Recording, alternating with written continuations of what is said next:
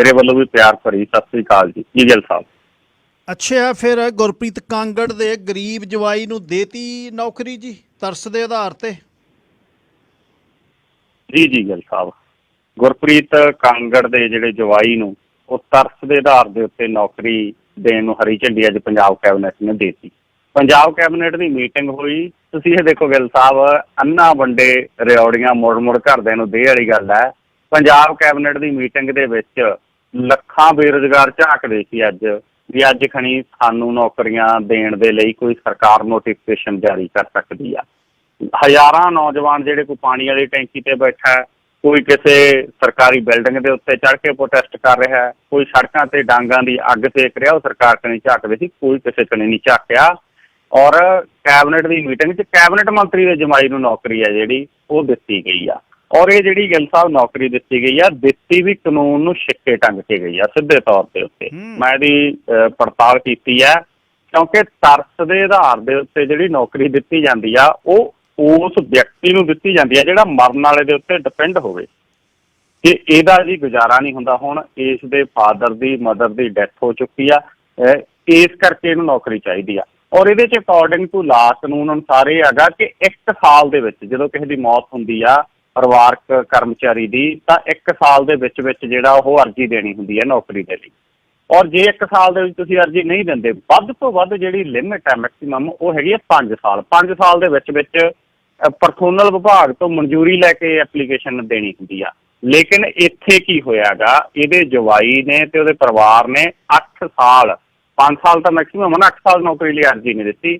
ਔਰ ਹੁਣ ਜਦੋਂ ਕੈਪਟਨ ਅਮਰਿੰਦਰ ਸਿੰਘ ਦੀ ਸਰਕਾਰ ਆਈ ਤਾਂ ਜਾਣ ਵੇਲੇ ਕੈਪਟਨ ਅਮਰਿੰਦਰ ਸਿੰਘ ਵੀ ਨਵਜੋਤ ਸਿੰਘ ਸਿੱਧੂ ਦੇ ਨਾਲ ਨਾ ਚਲੇ ਜਾਣ ਵਿਧਾਇਕ, ਨਵਜੋਤ ਸਿੰਘ ਸਿੱਧੂ ਦੇ ਨਾਲ ਨਾ ਚਲੇ ਜਾਣ ਮੰਤਰੀ, ਉਹਨਾਂ ਨੂੰ ਆਪਦੇ ਨਾਲ ਖਿਡਾਉਣ ਦੇ ਲਈ ਉਹਨਾਂ ਦੇ ਮੁੰਡਿਆਂ ਨੂੰ ਨੌਕਰੀਆਂ ਦਿੱਤੀਆਂ ਪਹਿਲਾਂ, ਹੁਣ ਤਾਂ ਜਵਾਈ ਤੱਕ ਗੱਲ ਜਾਵੜੀ। ਸੋ ਇਹ ਜਿਹੜਾ ਗੁਰਪ੍ਰੀਤ ਕਾਂਗੜ ਦਾ ਜਵਾਈ ਆ ਗਿੱਲ ਸਾਹਿਬ, ਗੁਰਸ਼ੇਰ ਸਿੰਘ ਇਹਦਾ ਨਾਂ ਹੈ। ਔਰ ਇਹਦੇ ਪਰਿਵਾਰ ਦੇ ਕੋਲੇ 35 ਕਿੱਲੇ ਦਾ ਵਾਹੀਯੋਗ ਜ਼ਮੀਨ ਹੈ ਪਟਿਆਲੇ। ਔਰ ਪਟਿਆਲੇ ਦੇ ਵਿੱਚ 1000 ਗਜ ਦਾ ਰਿਹਾਇਸ਼ੀ ਮਕਾਨ ਹੈ ਇਹਦੇ ਕੋਲੇ। ਔਰ ਲੁਧਿਆਣਾ 'ਚ 800 ਗਜ ਦੇ 2 ਰਿਹਾਇਸ਼ੀ ਪਲਾਟ ਨੇ, 1 ਰਿਹਾਇਸ਼ੀ ਫਲੈਟ ਚੰਡੀਗੜ੍ਹ 'ਚ ਹੈ। ਔਰ ਇਹਦਾ ਪਰਿਵਾਰ ਦਾ, ਇਸ ਮੁੰਡੇ ਦਾ FCI ਦਾ ਆਪਦਾ ਗੋਦਾਮ ਹੈ ਤੇ ਇਸ ਬੰਦੇ ਦੇ ਉੱਤੇ ਤਰਸ ਕਰਕੇ ਇਹਨੂੰ ਨੌਕਰੀ ਦਿੱਤੀ ਜਾ ਰਹੀ ਹੈ। ਨੌਕਰੀ ਵੀ ਪੂਰਾ ਮਲਾਈਦਾਰ ਮਹਿਕਮਾ ਗਾ ਜਿਹੜਾ ਕਰ ਤੇ ਆਬਕਾਰੀ, ਉਹਦੇ 'ਚ ਸਿੱਧਾ ਇੰਸਪੈਕਟਰ ਲਾਇਆ ਜਾ ਰਿਹਾ ਹੈਗਾ। ਇਹਨਾਂ ਨੇ ਆਵਾਜ਼ ਅਕਾਲੀ ਸਰਕਾਰ ਵੇਲੇ ਵੀ ਉਠਾਈ ਸੀ, ਉਹਨਾਂ ਨੇ ਕਿਹਾ ਸੀ ਕਲਰਕ ਲਾ ਦਿੰਦੇ ਆ ਜੇ ਤਰਸ ਦੇ ਆਧਾਰ ਦੇ ਉੱਤੇ ਲਾਉਣਾ, ਕਿਉਂਕਿ ਇਸ ਮੁੰਡੇ ਦੇ ਫਾਦਰ ਦੀ ਜਿਹੜੀ ਡੈਥ ਹੋ ਗਈ ਸੀਗੀ। ਔਰ ਜਿਵੇਂ ਕੱਲ੍ਹ ਵੀ ਮੈਂ ਜ਼ਿਕਰ ਕੀਤਾ ਸੀ, ਰਵੀ ਸਿੱਧੂ ਦਾ ਕੇਸ ਸੀ ਜਿਹੜਾ, ਰਵੀ ਸਿੱਧੂ ਨੂੰ ਫੜਾਉਣ ਵਾਲਾ ਇਸ ਮੁੰਡੇ ਦਾ ਫਾਦਰ ਸੀਗਾ ਜਿਹਨੂੰ ਅੱਜ ਨੌਕਰੀ ਦਿੱਤੀ ਜਾ ਰਹੀ ਹੈਗੀ ਕਰਪਸ਼ਨ ਦੇ ਮਾਮਲੇ ਦੇ ਵਿੱਚ। ਔਰ ਕਿਤੇ ਨਾ ਕਿਤੇ ਇਹਨਾਂ ਦੇ ਤਾਰ ਆਉਣ ਵਾਲੇ ਦਿਨਾਂ 'ਚ ਗਿੱਲ ਸਾਹਿਬ ਕੱਢ ਕੇ ਲਿਆਵਾਂਗੇ ਖੋਜ ਕਰਕੇ। ਜਿਹੜਾ ਨਵਜੋਤ ਸਿੰਘ ਸਿੱਧੂ ਵਾਲਾ ਇੱਕ ਕੇਸ ਹੋਇਆ ਸੀ ਪਟਿਆਲੇ, ਉਹਦੇ ਨਾਲ ਇਹ ਪਰਿਵਾਰ ਦੇ ਤਾਰ ਜੋੜਦੇ ਨੇ। ਕੈਪਟਨ ਅਮਰਿੰਦਰ ਸਿੰਘ ਨੇ ਕਈ ਨਿਸ਼ਾਨੇ ਨੇ ਜਿਹੜੇ ਲਾਏ ਨੇ ਜੀ। ਅੱਛਾ, ਸ਼੍ਰੋਮਣੀ ਅਕਾਲੀ ਦਲ ਵਾਲਿਆਂ ਨੂੰ ਜਾਣੋਂ ਰੋਕਤਾ ਜਿਹੜਾ ਦਿੱਲੀ, ਪਰ ਸਰਦਾਰ ਸੁਖਬੀਰ ਸਿੰਘ ਬਾਦਲ ਤੇ ਹਰਸਿਮਰਤ ਕੌਰ ਬਾਦਲ ਬੀਬਾ ਜੀ ਉੱਥੇ ਪਹੁੰਚ ਗਏ ਤੇ ਫਿਰ ਹੋਈ ਰੈਲੀ ਜੀ, ਇਹ ਮਾਰਚ ਹੋਇਆ ਜੀ ਗਿੱਲ ਸਾਹਿਬ। ਇਹਨਾਂ ਨੇ ਉੱਥੇ ਮਾਰਚ ਕੀਤਾ ਜੀ, ਬਕਾਇਦਾ ਤੌਰ ਦੇ ਉੱਤੇ ਸ਼੍ਰੋਮਣੀ ਅਕਾਲੀ ਦਲ ਦੇ ਪ੍ਰਧਾਨ ਸੁਖਬੀਰ ਬਾਦਲ, ਹਰਸਿਮਰਤ ਕੌਰ ਬਾਦਲ, ਇਸ ਤੋਂ ਇਲਾਵਾ ਵਿਕਰਮਜੀਤ ਸਿੰਘ ਮਜੀਠੀਆ, ਇਸ ਤੋਂ ਇਲਾਵਾ ਗਿੱਲ ਸਾਹਿਬ ਜਗਮੀਤ ਬਰਾੜ, ਅਨਿਲ ਜੋਸ਼ੀ ਸਮੇਤ ਇਹਨਾਂ ਦੀ ਬਲਵਿੰਦਰ ਸਿੰਘ ਭੂੰਦੜ ਸਮੇਤ ਸੀਨੀਅਰ ਲੀਡਰਸ਼ਿਪ ਹਾਜ਼ਰ ਸੀਗੀ ਜੀ। ਔਰ ਇਹਨਾਂ ਨੇ ਗੁਰਦੁਆਰਾ ਰਕਾਬਗੰਜ ਸਾਹਿਬ ਤੋਂ ਸੰਸਦ ਤੱਕ ਜਿਹੜਾ ਪੈਦਲ ਮਾਰਚ ਕੱਢਣ ਦਾ ਯਤਨ ਕੀਤਾ। ਸੰਸਦ ਤੋਂ ਪਹਿਲਾਂ ਬੈਰੀਗੇਟ ਲਾ ਕੇ ਇਹਨਾਂ ਨੂੰ ਰੋਕਣ ਦਾ ਯਤਨ ਕੀਤਾ। ਉੱਥੋਂ ਇਹਨਾਂ ਦੇ ਕੁਝ ਵਰਕਰ ਨੇ ਜਿਹੜੇ ਉਹ ਬੈਰੀਗੇਟ ਤੋੜ ਕੇ ਅੱਗੇ ਵੱਧ ਗਏ।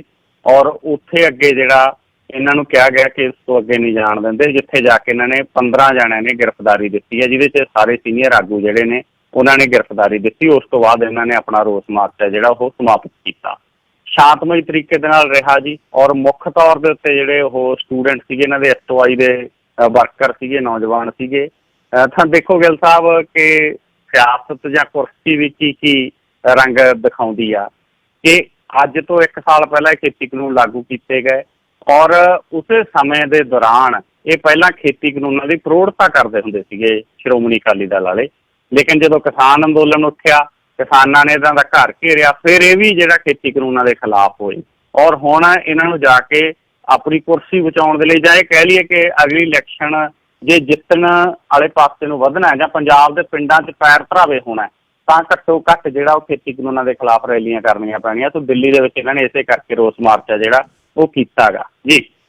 ਨਵਜੋਤ ਸਿੱਧੂ ਤੇ ਰਾਘਵ ਚੱਡੇ ਦੀ ਖੜਕ ਗਈ ਸਿੱਧੀ ਫਿਰ? ਜੀ ਗਿੱਲ ਸਾਹਿਬ, ਇਹ ਦੇਖੋ ਕਿਸ ਹੱਦ ਤੱਕ ਜਿਹੜਾ ਇੱਕ ਦੂਜੇ ਦੇ ਖਿਲਾਫ ਇਹਨਾਂ ਨੇ ਜੋ ਸ਼ਬਦਾਵਲੀ ਵਰਤੀ ਆ, ਦੋਨਾਂ ਦੇ ਵੀ ਠੀਕ ਨਹੀਂ ਹੈ।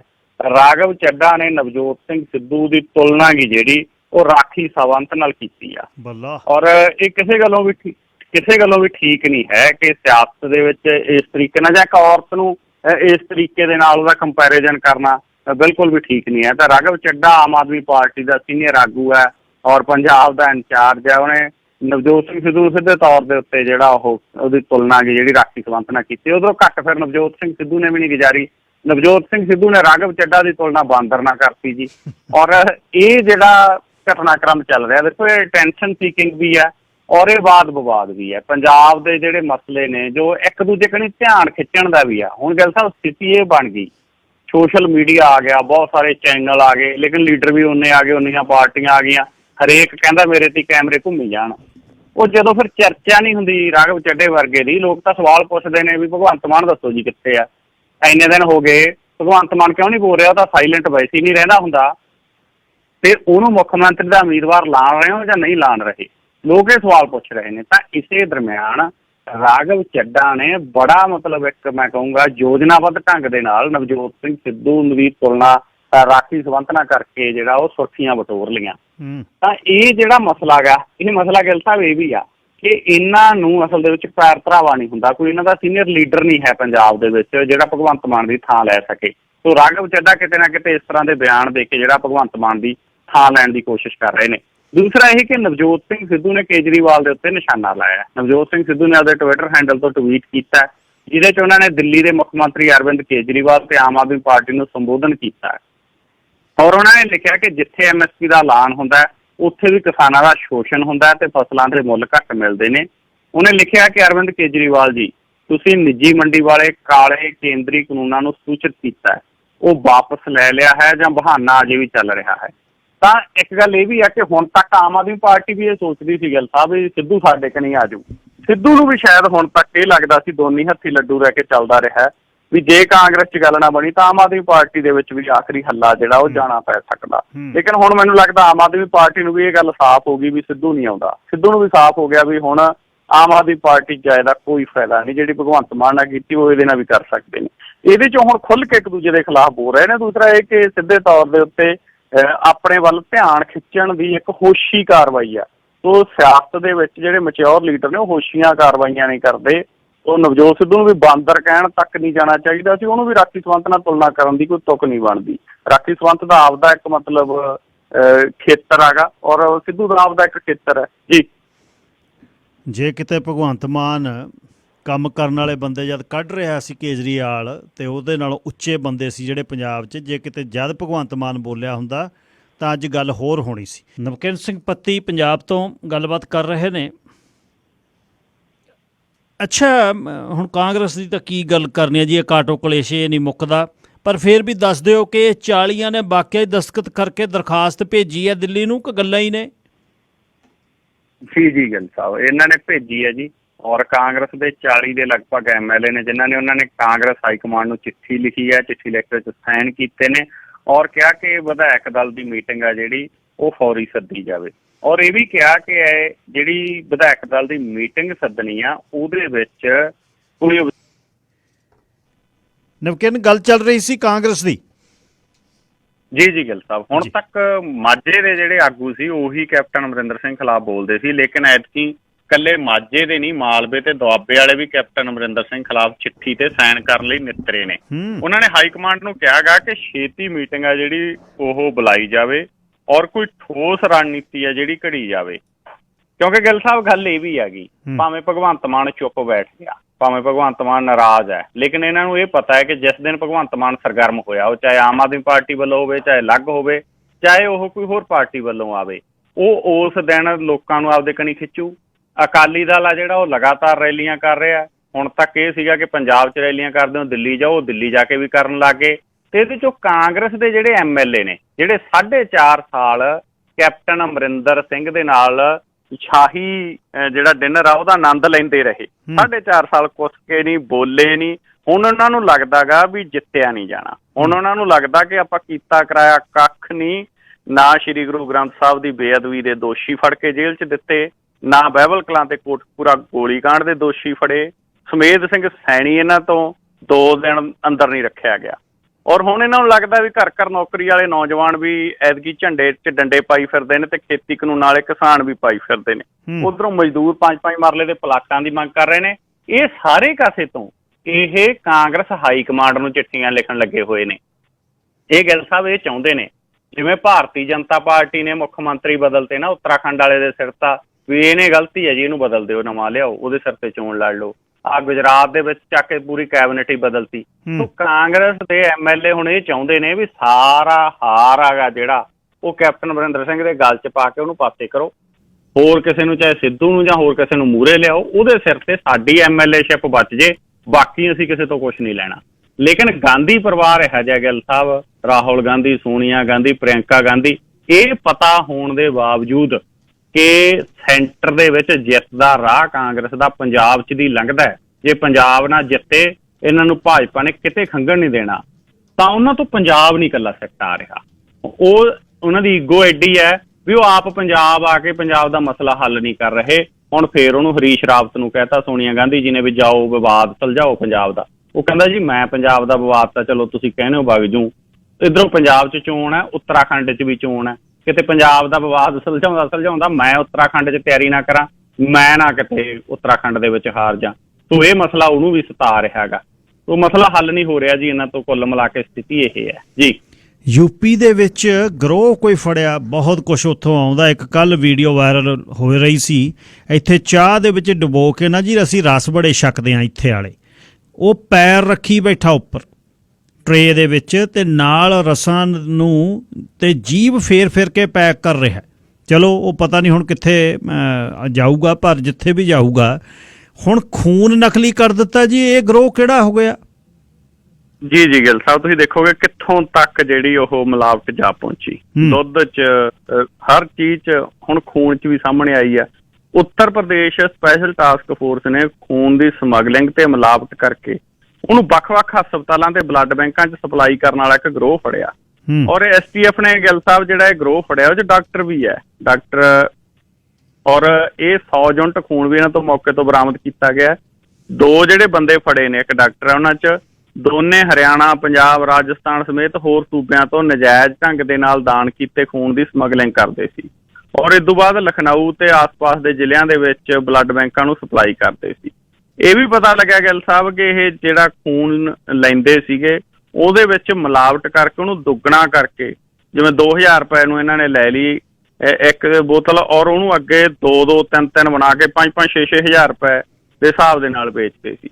ਇਹ ਤੋਂ ਪਹਿਲਾਂ ਵੀ ਸਪੈਸ਼ਲ ਟਾਸਕ ਫੋਰਸ ਨੇ 2018 ਦੇ ਵਿੱਚ ਨਜਾਇਜ਼ ਤਰੀਕੇ ਦੇ ਨਾਲ ਖੂਨ ਕੱਢ ਕੇ ਉਹਦੇ 'ਚ ਮਿਲਾਵਟ ਕਰਨ ਤੋਂ ਬਾਅਦ ਦੁੱਗਣਾ ਕਰਕੇ ਵੇਚਣ ਵਾਲਾ ਗਰੋਹ ਫੜਿਆ ਸੀ। ਉਦੋਂ 5 ਜਣੇ ਗ੍ਰਿਫਤਾਰ ਕੀਤੇ ਸੀ, ਜੇਲ੍ਹ ਭੇਜਤੇ ਸੀ, ਲੇਕਿਨ ਅਜੇ ਤੱਕ ਵੀ ਇਹ ਜਿਹੜਾ ਕੰਮ ਆ ਉਹ ਚੱਲ ਰਿਹਾ ਹੈਗਾ। ਸੋ ਇਹ ਬੜਾ ਗੰਭੀਰ ਮਸਲਾ ਹੈਗਾ ਜੀ, ਔਰ ਇਸ ਮਸਲੇ ਦੀ ਜਾਂਚ ਹੋਣੀ ਚਾਹੀਦੀ ਹੈ। ਮਨੁੱਖੀ ਜ਼ਿੰਦਗੀ ਦੇ ਨਾਲ ਸਿੱਧੇ ਤੌਰ ਤੇ ਖਿਲਵਾੜ ਹੈ। ਨਹੀਂ ਤਾਂ ਗਿੱਲ ਸਾਹਿਬ ਲੋਕ ਬੜੇ ਨੇ, ਦਾਨ ਬਹੁਤ ਕਰਦੇ ਨੇ ਔਰ ਖੂਨ, ਲੇਕਿਨ ਇਹੋ ਜਿਹੇ ਮਸਲੇ ਦੇਖ ਕੇ ਫਿਰ ਅਗਲਾ ਵੀ ਚੁੱਪ ਕਰ ਜਾਂਦਾ ਜੀ। ਨਰਿੰਦਰ ਮੋਦੀ ਉਹਨਾਂ ਨੇ ਜਨਮ ਦਿਨ ਦੀ ਵਧਾਈ ਦੇਤੀ ਆਪਣੇ ਨੇ ਰਾਹੁਲ ਗਾਂਧੀ ਨੇ, ਤੇ ਯੂਥ ਕਾਂਗਰਸ ਵਾਲੇ ਦੁਹਾਈਆਂ ਦਿੰਦੇ ਆ। ਜੀ ਗਿੱਲ ਸਾਹਿਬ, ਤੁਸੀਂ ਦੇਖੋ ਕਿ ਪੂਰਾ ਦੇਸ਼ ਆ ਜਿਹੜਾ ਅੱਜ ਨਰਿੰਦਰ ਮੋਦੀ ਜੀ ਦਾ ਜਨਮ ਦਿਨ ਹੈ। ਸਰਕਾਰ ਨੇ ਤਾਂ ਇਹਨੂੰ ਰਿਕਾਰਡ ਦੇ ਤੌਰ ਦੇ ਉੱਤੇ ਬਣਾਇਆ ਵੀ ਅੱਜ 2 ਕਰੋੜ ਤੋਂ ਵੱਧ ਵੈਕਸੀਨ ਡੋਜ਼ ਆ ਜਿਹੜੀ ਉਹ ਦਿੱਤੀ ਆ। ਹੁਣ ਇਹਦੇ ਤੇ ਇੱਕ ਸਵਾਲ ਇਹ ਵੀ ਖੜਾ ਹੋ ਗਿਆ, ਕੱਲ 65 ਲੱਖ ਹੀ ਜਿਹੜੀ ਵੈਕਸੀਨ ਆ ਉਹ ਲਾਈ ਗਈ। ਉਦੋਂ ਪਹਿਲਾਂ ਆਮ ਤੌਰ ਦੇ ਉੱਤੇ 70, 65 ਇੰਨੇ ਲੱਖ ਵੈਕਸੀਨ ਲੱਗਦੀ ਸੀ। ਸੋ ਜੇ 2 ਕਰੋੜ, ਇਹਦਾ ਮਤਲਬ ਕਪੈਸਿਟੀ ਹੈਗੀ ਹੈ ਨਾ ਭਾਰਤ ਦੇ ਵਿੱਚ। ਜੇ ਅੱਜ 2 ਕਰੋੜ ਤੋਂ ਉੱਤੇ ਲੱਗ ਸਕਦੀ ਆ, 2.5 ਕਰੋੜ ਦੇ ਨੇੜੇ ਜਾ ਲੱਗੀ ਵੈਕਸੀਨ, ਰਿਕਾਰਡ ਬਣਾਇਆ ਇਹਨਾਂ ਨੇ, ਤਾਂ ਇਹਦਾ ਮਤਲਬ ਕਪੈਸਿਟੀ ਹੈਗੀ ਹੈ। ਜੇ ਕਪੈਸਿਟੀ ਹੈਗੀ ਹੈ ਤਾਂ ਫਿਰ ਉਹ ਨਿੱਤ ਕਿਉਂ ਨਹੀਂ ਵਰਤਦੇ? ਹਰ ਰੋਜ਼ ਕਿਉਂ ਨਹੀਂ ਇੰਨੀ ਵੈਕਸੀਨ ਲਾਉਂਦੇ? ਕੀ ਇਹ ਲੋਕਾਂ ਨੂੰ ਮਤਲਬ ਇਹੀ ਦੇਖਦਾ ਵੀ ਅੱਜ ਨਰਿੰਦਰ ਮੋਦੀ ਜੀ ਦਾ ਜਨਮ ਦਿਨ ਤਾਂ ਲਾ ਦਿਓ, ਨਹੀਂ ਚੁੱਪ ਕਰਕੇ ਲੋਕਾਂ ਨੂੰ ਜਾਣ ਦਿਓ ਜਿਸ ਤਰੀਕੇ ਦੇ ਨਾਲ ਜਾਂਦੇ ਨੇ? ਤਾਂ ਇਹ ਸਵਾਲ ਇੱਕ ਖੜਾ ਹੋ ਗਿਆ। ਦੂਸਰਾ ਗਿੱਲ ਸਾਹਿਬ ਇਹ ਹੈ ਕਿ ਅੱਜ ਜੋ ਨਰਿੰਦਰ ਮੋਦੀ ਦਾ ਜਨਮ ਦਿਨ ਹੈ, ਤਾਂ ਯੂਥ ਕਾਂਗਰਸ ਵਾਲਿਆਂ ਨੇ ਪ੍ਰੋਟੈਸਟ ਕੀਤੇ ਨੇ ਥਾਂ ਥਾਂ। ਕਿਤੇ ਉਹਨਾਂ ਨੇ ਪਕੌੜੇ ਤਲੇ ਨੇ, ਕਿਤੇ ਉਹਨਾਂ ਨੇ ਪੋਸਟਰ ਲੈ ਕੇ ਮੰਗ ਕੀਤੀ ਆ ਵੀ 15-15 ਲੱਖ ਸਾਡੇ ਖਾਤਿਆਂ 'ਚ ਨਹੀਂ ਆਇਆ, ਕਿਤੇ ਖੇਤੀ ਕਾਨੂੰਨਾਂ ਦੇ ਖਿਲਾਫ ਕਿਸਾਨਾਂ ਨੇ ਪ੍ਰੋਟੈਸਟ ਕੀਤੇ ਨੇ। ਔਰ ਰਾਹੁਲ ਗਾਂਧੀ ਵਧਾਈ ਦੇ ਰਿਹਾ ਤੇ ਉਹਦੇ ਕਾਂਗਰਸ ਪਾਰਟੀ ਦੇ ਯੂਥ ਦੇ ਜਿਹੜੇ ਵਰਕਰ ਨੇ ਉਹ ਮੁਜ਼ਾਹਰੇ ਰੈਲੀਆਂ ਨਰਿੰਦਰ ਮੋਦੀ ਦੇ ਖਿਲਾਫ ਧਰਨਿਆਂ ਤੇ ਬੈਠੇ ਨੇ। ਉਹਨਾਂ ਨੇ ਬਹੁਤ ਦਹਾਈ ਦਿੱਤੀ ਹੈ ਜੀ। ਇਹ ਹੋ ਕੀ ਰਿਹਾ ਜੀ। ਧੰਨਵਾਦ ਜੀ, ਬਹੁਤ ਬਹੁਤ। ਹੁਣ ਸੋਮਵਾਰ ਨੂੰ ਹੋਣਗੇ ਮੇਲੇ ਤੇ ਚੜ੍ਹਦੀ ਕਲਾ। ਸ਼ੁਕਰੀਆ ਗਿੱਲ ਸਾਹਿਬ, ਤੁਹਾਡਾ ਤੇ ਸਾਰੇ ਸਰੋਤਿਆਂ ਦਾ ਵੀ ਬਹੁਤ ਬਹੁਤ ਧੰਨਵਾਦ। ਜਿਸ ਤਰ੍ਹਾਂ ਪਹਿਲਾਂ ਦੱਸਿਆ ਸੀ, ਐਬਸਫੋਰਡ ਇੱਕ ਸਿਟੀ ਕੌਂਸਲਰ ਦੀ ਇਲੈਕਸ਼ਨ ਹੋ ਰਹੀ ਹੈ ਤੇ ਇੱਕ ਤੇ ਠੀਕਾ ਲਾਇਓ। ਦੇਖਿਓ ਵੋਟ ਨਾ ਖਰਾਬ ਕਰ ਲਿਓ ਆਪਸ ਵਿੱਚ। ਜਦ ਵੋਟ ਖਰਾਬ ਹੁੰਦੀ ਹੈ ਤਾਂ ਭਾਈਚਾਰਾ ਆਪਣੀਆਂ ਸਦਰਾਂ ਤੇ ਤੈਨੂੰ ਫੁੱਲ ਨਹੀਂ ਪੈਂਦੇ। ਇਹ ਖਿਆਲ ਰੱਖਣ ਦੀ ਲੋੜ ਹੈ। ਤੇ ਕਮਿਊਨਿਟੀ ਦੇ ਵਿੱਚ ਜਦ ਕੋਈ ਕੰਮ ਕਰਨ ਵਾਲਾ ਬੰਦਾ ਤੇ ਜਿਹੜਾ ਤੁਹਾਡੀ ਰਿਪਰੈਜ਼ੈਂਟੇਸ਼ਨ ਕਰ ਸਕੇ ਪ੍ਰੋਪਰ, ਉਹਨੂੰ ਤੁਹਾਡਾ ਵੋਟਾਂ ਪਾਉਣ ਦਾ ਹੱਕ ਹੈ। ਦੇਵ ਸਿੱਧੂ ਮੇਰੇ ਨਾਲ ਨੇ। ਦੇਵ ਸਿੱਧੂ, ਸਵਾਗਤ ਜੀ, ਸਤਿ ਸ੍ਰੀ ਅਕਾਲ। ਸਤਿ ਸ਼੍ਰੀ ਅਕਾਲ ਬਾਈ ਜੀ, ਗੁੱਡ ਮਾਰਨਿੰਗ ਤੁਹਾਨੂੰ ਜੀ, ਤੁਹਾਡੇ ਲਿਸਨਰਸ ਨੂੰ ਵੀ ਜੀ ਸਤਿ ਸ਼੍ਰੀ ਅਕਾਲ। ਧੰਨਵਾਦ ਜੀ। ਅੱਛਾ, ਇਹ ਦੱਸਿਓ ਕਿ ਜਿਹੜੀ ਇਲੈਕਸ਼ਨ ਦੀ ਡੇਟ ਹੈ, ਕਿਉਂਕਿ ਹੁਣ 20 ਨੂੰ ਤਾਂ ਦੂਸਰੀ ਹੈ, ਉਹ ਵਿੱਚ ਆ ਗਈ, ਤੇ ਤੁਹਾਡੀਆਂ ਵੋਟਾਂ ਕਿਹੜੇ ਦਿਨ ਪੈਣੀਆਂ ਨੇ? ਹਲੇ ਐਡਵਾਂਸ ਵੋਟਿੰਗ ਹੋਣੀ ਹੈ ਜੀ? ਹਾਂਜੀ ਹਾਂਜੀ, ਆਪਣਾ ਪਹਿਲਾ ਦਿਨ ਐਡਵਾਂਸ ਪੋਲਿੰਗ ਦਾ ਦਿਨ ਸਪਟੈਂਬਰ 15 ਨੂੰ ਤੋਂ ਸਟਾਰਟ ਸੀ ਬਾਈ ਜੀ। ਅੱਛਾ, 2 ਡੇਟਾਂ ਆਪਣੀਆਂ ਰਹਿ ਗਈਆਂ ਹੁਣ। ਸਪਟੈਂਬਰ 18 ਆਪਣੀ ਐਸੇ ਸੈਟਰਡੇ ਹੀ ਪੈਣੀ ਹੈ। ਆਪਣੇ ਐਬਸਫੋਰਡ ਦੇ ਵਿੱਚ 16 ਡਿਫਰੈਂਟ ਲੋਕੇਸ਼ਨਸ ਆ, 8 to 8 2 ਪੀਸ ਆਫ ਆਈਡੀ ਆਪਾਂ ਨੂੰ ਚਾਹੀਦੀ ਹੈ। ਆਪਣੀ ਲਾਸਟ ਡੇ ਹੈਗੀ ਆ ਜੀ ਸਪਟੈਂਬਰ 25 ਤਰੀਕ ਨੂੰ ਜੀ, ਉਹ ਵੀ 8 to 8 ਨੈਕਸਟ ਸੈਟਰਡੇ ਜੀ। ਅੱਛਾ, ਕਮਿਊਨਿਟੀ ਦੀ ਕੈਂਪੇਨ ਦੇ ਦੌਰਾਨ ਜਾਂ ਕਮਿਊਨਿਟੀ 'ਚ ਵਿਚਰਦੇ ਆ, ਹਾਂਜੀ, ਜਿਹੜੇ ਮੁੱਦੇ ਨੇ, ਓਬਵੀਅਸਲੀ ਸਾਨੂੰ ਇੱਕ ਮੁੱਦਾ ਬਹੁਤ ਵੱਡਾ ਹੈ ਸਰੀ ਦੇ ਆਪਣੇ ਐਬਸਫੋਰਡ ਦੇ, ਸੌਰੀ, ਜਿਹੜਾ ਸਾਡੀ ਯੂਥ ਦਾ। ਤੁਸੀਂ ਕਿਉਂਕਿ ਉੱਥੇ ਬਰੌਟ ਅਪ ਹੋਏ, ਸਕੂਲਿੰਗ ਕੀਤੀ, ਤੁਹਾਡਾ ਸਰਕਲ ਹੈ, ਚਾਹੇ ਹੁਣ ਤੁਸੀਂ ਪਲੱਸ ਚਲੇ ਗਏ, ਪਰ ਬੱਚਿਆਂ ਦੇ ਉੱਪਰ ਕਮਿਊਨੀਕੇਸ਼ਨ ਵਗੈਰਾ ਜਿਹੜੀ ਕਰ ਸਕਦੇ ਆ। ਜਦ ਕੋਈ ਟਾਊਨ ਹਾਲ ਮੀਟਿੰਗ ਬੱਚਿਆਂ ਨੂੰ, ਜਵਾਨਾਂ ਨੂੰ ਮਿਲਦੇ ਹੋ, ਉਹਨਾਂ ਦੇ ਮਨ ਦੇ ਵਿੱਚ ਕੀ ਹੈ? ਉਹ ਕੀ ਕਹਿੰਦੇ ਆ? ਸੋ ਬਾਈ ਜੀ, ਜਦੋਂ ਆਪਾਂ ਉਹ ਆਪਣੇ ਕਿਹੜੀ ਯੂਥ ਹੈਗੀ ਆ ਨਾਲੇ ਮਿਲਦੇ ਆ, ਇੱਕ ਤਾਂ ਆਪਣਾ ਕਿਹੜਾ ਮੇਨ ਮਕਸਦ ਹੈਗਾ ਖੜਨ ਨੂੰ ਤਾਂ ਆਪਣੇ ਭਾਈਚਾਰੇ ਨੂੰ ਇਕੱਠੇ ਕਰਨ ਨੂੰ, ਆਪਣੀ ਆਵਾਜ਼ ਉੱਥੇ ਪਹੁੰਚੇ। ਆਵਾਜ਼ ਵੀ ਆਪਣੀ ਵੀ ਹੈਗੀ ਆ, ਆਪਣੇ ਅੰਕਲਾਂ ਦੀ, ਬਜ਼ੁਰਗਾਂ ਦੀ ਹੈਗੀਆਂ, ਪਰ ਯੂਥ ਦੀ ਵੀ ਆਵਾਜ਼ ਹਜੇ ਇੱਥੇ ਬਾਹਲੀ ਆਪਾਂ ਨੋਟ ਨਹੀਂ ਕਰਦੇ। ਮੈਂ ਬਹੁਤ ਆਪਣੇ ਯੂਥ ਨਾਲ ਇਸ ਵਾਰੀ ਬੈਠਾ, ਸਵਾਲ ਪੁੱਛਦਾ, ਉਹ ਪੁੱਛਦੇ ਆ ਅਸੀਂ ਤਾਂ ਪਹਿਲੀ ਵਾਰੀ ਪੋਲੀਟੀਸ਼ੀਅਨ ਨਾਲ ਗੱਲ ਕੀਤੀ ਹੈ, ਐਂਡ ਤੁਸੀਂ, ਉਹ ਕਹਿੰਦੀ ਬਹੁਤ ਚੰਗੀ ਗੱਲ ਆ ਤਾਂ ਤੁਸੀਂ ਪੁੱਛਦੇ ਆ। ਦੇ ਆਲਸੋ ਆਸ ਇੰਨਾ ਵੀ ਕਰਦੇ ਆ ਬਾਈ ਜੀ, ਉਹ ਪੁੱਛਦੇ। ਮੈਨੂੰ 2-3 ਫੋਨ ਆਏ, ਆਪਣੀ ਬੇਟੀਆਂ ਦਾ ਫੋਨ ਆਇਆ ਸੀ, ਆਪਣੇ ਦੋਸਤ ਕਹਿੰਦੇ ਤੁਸੀਂ ਜਾ ਕੇ ਦੇਵ ਨੂੰ ਵੋਟ ਕਰੋ। ਉਹ ਬੇਟੀ ਕਹਿੰਦੀ ਮੈਂ ਕਿਉਂ ਵੋਟ ਕਰਾਂ ਦੇਵ ਵਾਸਤੇ, ਤੁਸੀਂ ਦੱਸੋ, what does he stand for? Yes. What is his position on this? ਮੈਨੂੰ ਤਾਂ ਬਹੁਤ ਚੰਗਾ ਲੱਗਿਆ, ਨਾਲੇ ਹੌਸਲਾ ਵੀ ਆਇਆ that ਆਪਣੀ ਯੂਥ ਆਪਣੀ ਫਿਊਚਰ ਪੁੱਛਦੇ ਆ ਇਹ question, why should I vote? Very good. For so and so. ਉਹਦਾ ਫੋਨ ਆਇਆ ਬਾਈ ਜੀ, ਮੈਨੂੰ ਪੁੱਛਦੀ, ਕਹਿੰਦੀ, ਹੱਸਦੀ ਵੀ ਸੀ, ਕਹਿੰਦੀ no, you don't have to call. ਮੈਂ ਕਿਹਾ say I want to call you and say ਇੱਕ ਤਾਂ congratulate you, thank you for asking these questions. ਤੁਹਾਡਾ ਹੱਕ ਵੀ ਆ ਇਹ ਸਵਾਲ ਪੁੱਛਣ ਨੂੰ that ਕਿਉਂ ਮੈਂ ਇਹਨੂੰ ਵੋਟ ਪਾਵਾਂ, ਕਿਉਂ ਨਹੀਂ ਵੋਟ ਪਾਵਾਂ ਇਹਨੂੰ ਵਾਸਤੇ। ਮੈਂ ਉਹਦੇ ਨਾਲ 15-20 ਮਿੰਟ ਗੱਲ ਕੀਤੀ ਐਂਡ ਮੈਨੂੰ ਤਾਂ ਬਹੁਤ, ਉਹ ਤੋਂ ਬਾਅਦ I was very happy that ਆਪਣੀ ਕਿਹੜੀ ਫਿਊਚਰ ਏਦਾਂ ਕੁਐਸਚਨ ਪੁੱਛਦੇ। She said what do you plan on doing? Why should I vote for you? Right? ਉਹਦੇ ਨਾਲ ਫਿਰ ਜਦੋਂ ਮੈਂ ਗੱਲ ਕੀਤੀ, ਮੈਂ ਕਿਹਾ ਪਹਿਲੀ ਗੱਲ ਆ ਤਾਂ ਆਪਾਂ ਯੂਥ, ਤੁਹਾਡੇ ਵਰਗੇ ਜਿਹੜੀ ਯੰਗ ਜਨਰੇਸ਼ਨ ਆ, we need to get you in front. ਆਪਾਂ ਪਲੇਟਫਾਰਮ ਬਣਾਉਣਾ ਮੰਗਦੇ ਹਾਂ that ਜਦੋਂ ਯੂਥ ਜਾਵੇ, ਸਪੋਰਟਸ ਜਾਵੇ, ਮਿਊਜ਼ਿਕ 'ਚ ਜਾਵੇ, ਪੜ੍ਹਨ ਨੂੰ ਤਿਆਰ ਆ, whatever there is, ਆਪਾਂ ਪਿੱਛੇ ਹੋਵੇ ਤੇ ਸਪੋਰਟ ਕਰਨ ਨੂੰ ਤਾਂ ਤੁਹਾਡੇ ਨਾਲ ਆ, ਤੇ ਤੁਸੀਂ ਕਰੋ ਕਿਹੜਾ ਕੰਮ ਕਰਨਾ, ਅਸੀਂ ਤੁਹਾਡੇ ਪਿੱਛੇ ਹਾਂ। ਰਾਈਟ? ਸੋ ਉਹ ਮੇਨ ਗੱਲ ਆ। ਬਹੁਤ ਆਪਣੇ ਕਿਹੜੇ ਜਵਾਕ ਹੁੰਦੇ ਆ very intelligent, right? Some of them ਉਹ ਕੋਈ ਓਪਰਚੁਨਿਟੀ ਮਿਲਦਾ ਨਹੀਂ, ਉਹ ਮੁਰੇ ਆਉਣ ਲੈਣ। ਹੋਰ ਕਿਹੜੇ ਹੈਗੇ ਬੰਦੇ ਕਹਿੰਦੇ ਨਹੀਂ ਅਸੀਂ ਠੀਕ ਆ, ਤੁਸੀਂ ਹਜੇ ਜਵਾਕ ਆ। ਆਪਾਂ ਨੂੰ ਰਲ ਮਿਲ ਕੇ ਕਰਨਾ ਪੈਣਾ। ਮੈਂ ਹੋਰ ਵੀ ਕਿਹੜੇ ਹੈਗੇ ਆ, ਸਾਰਿਆਂ ਨੂੰ ਨਾਲ ਰੱਖੇ, ਉਦਾਂ ਨਹੀਂ ਕਹਿੰਦਾ ਕੱਲਾ ਯੂਥ ਹੀ ਹੋਵੇ, ਬਟ ਐਟ ਲੀਸਟ 2-3 ਆਪਣੇ ਕਿਹੜੇ ਹੈਗੇ ਆ ਯੰਗ ਜਨਰੇਸ਼ਨ ਵਾਲੇ ਮੁਰੇ ਹੋਵੇ। ਦੇਵ, ਇੱਕ ਹਾਂਜੀ। ਕਮਿਊਨਿਟੀ ਦੇ ਵਿੱਚ ਜਦ ਕੋਈ ਵੀ ਚੁਣਿਆ ਜਾਂਦਾ ਹੈ ਪੋਲੀਟੀਕਲ ਅਰੀਨਾ ਦੇ ਵਿੱਚ, MLA MP, ਤੇ VIP ਟਰੀਟਮੈਂਟ ਦੀ ਗੱਲ ਹੁੰਦੀ ਹੈ। ਜਿਹੜੇ ਹਾਂਜੀ। MP ਦੇ ਨੇੜੇ MLA ਉਹ ਕਹਿੰਦਾ ਸਿੱਧਾ ਜਾ ਕਰਾਂਗੇ ਦਫ਼ਤਰ, ਕੌਂਸਲਰ ਵੱਲ ਜਦ ਅਗਲਾ ਝਾਕਦਾ ਉਹ ਕਹਿੰਦਾ ਚੱਲ ਜਾਂ ਕੌਂਸਲਰ ਨਾਲ ਆੜੀ ਪੈ ਗਈ ਸਿਟੀ ਹਾਲ 'ਚ ਹਾਂਜੀ। ਕੰਮ ਕਰਾਇਆ ਕਰਾਂਗੇ। ਇਹ ਕਿਹੋ ਜਿਹੀ ਪ੍ਰੈਕਟਿਸ ਹੈ ਜਿਹੜੀ ਇਹ ਸਾਡੇ ਮਨਾਂ ਦੇ ਵਿੱਚ ਇਸ ਤਰ੍ਹਾਂ ਕਿਉਂ ਹੈ?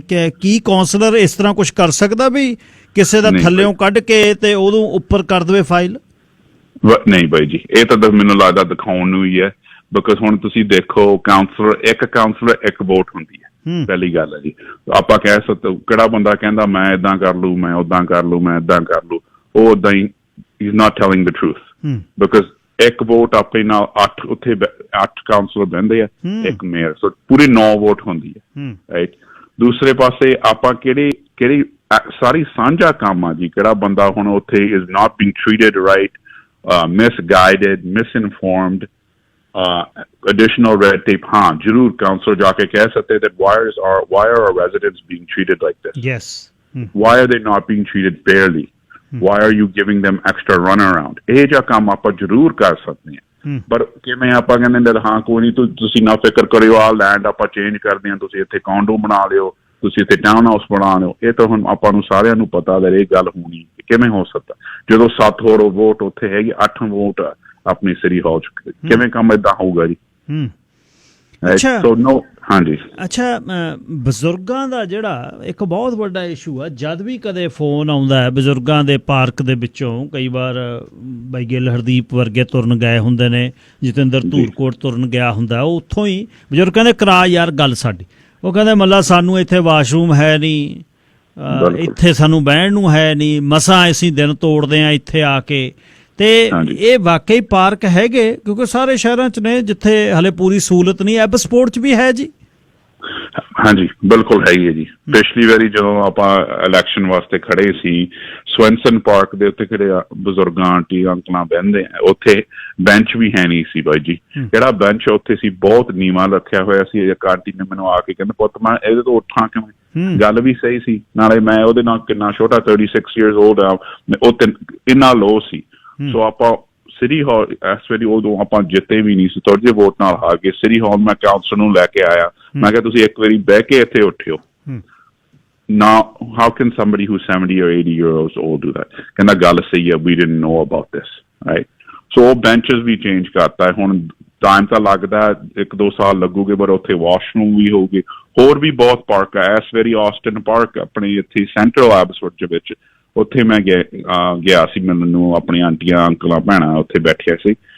ਉੱਥੇ ਇੱਕ ਵੀ ਬੈਂਚ ਹੈ ਨਹੀਂ ਬਾਈ ਜੀ, ਨਾਲੇ ਪੂਰੀ ਬਹੁਤ ਸਾਰੇ ਉੱਥੇ ਘਰ ਬਣੇ ਹੋਏ ਆ ਨੇੜੇ ਜਵਾਕਾਂ ਵਾਸਤੇ। ਥੋੜਾ ਜਿਹਾ ਹੈਗਾ ਥਾਂ ਖੇਡਣ ਨੂੰ, ਪਰ ਬੈਂਚ ਹੈ ਨਹੀਂ। ਕਹਿੰਦੀ ਪੁੱਤ ਮੈਂ ਤਾਂ ਥੱਲੇ ਬਹਿੰਦੀ ਹਾਂ ਇੱਥੇ, ਰਾਈਟ। ਸੋ ਇਹ ਜੇ ਆਪਾਂ ਮੂਹਰੇ ਲੈ ਕੇ ਆਉਣਾ, ਨਾਲੇ ਆਵਾਜ਼ ਥੋੜੀ ਉੱਚੀ ਕਰਕੇ, ਤਾਂ ਸਾਰੇ ਪ੍ਰੋਪਰਟੀ ਟੈਕਸ ਦਿੰਦੇ ਆ।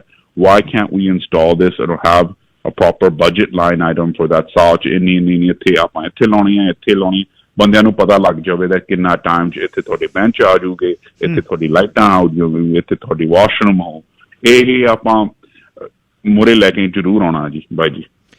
ਇੱਕ ਅੱਗੇ ਹੋਰ ਇੱਕ ਕੰਮ ਮੈਨੂੰ ਨਹੀਂ ਪਤਾ ਕਿ ਸਾਡੇ ਸਕੂਲਾਂ ਦੇ ਵਿੱਚ ਪੰਜਾਬੀ ਉੱਥੇ ਪੜ੍ਹਾਈ ਜਾਂਦੀ ਹੈ? ਜੇ ਨਹੀਂ ਪੜ੍ਹਾਈ ਜਾਂਦੀ, ਉਹਦੇ ਲਈ ਵੀ ਉਪਰਾਲਾ ਜਿਹੜਾ ਹੋਣਾ ਚਾਹੀਦਾ।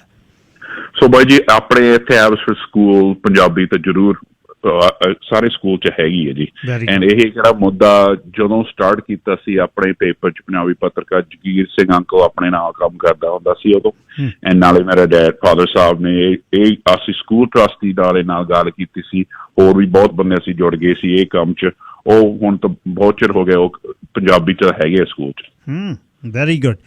ਤੇ ਕੁਛ ਹੋਰ ਐਡ ਕਰਨਾ ਚਾਹੋ ਜਿਹੜੀ ਮੇਰੇ ਤੋਂ ਗੱਲ ਨਾ ਕਈ ਵਾਰ ਦਿਮਾਗ ਦੇ ਵਿੱਚ ਨਹੀਂ ਹੁੰਦੀ, ਕਿਉਂਕਿ ਕੁਛ ਵੀ ਆਪਾਂ ਲਿਖ ਕੇ ਇਸ ਤਰ੍ਹਾਂ ਸੈਟਅਪ ਕਰਕੇ ਨਹੀਂ ਗੱਲ ਕਰ ਰਹੇ, ਤੇ ਕੁਝ ਹੋਰ ਤੁਹਾਡੇ ਮਨ 'ਚ ਹੋਵੇ ਜਿਹੜਾ ਸ਼ੇਅਰ ਕਰਨਾ ਚਾਹੋ?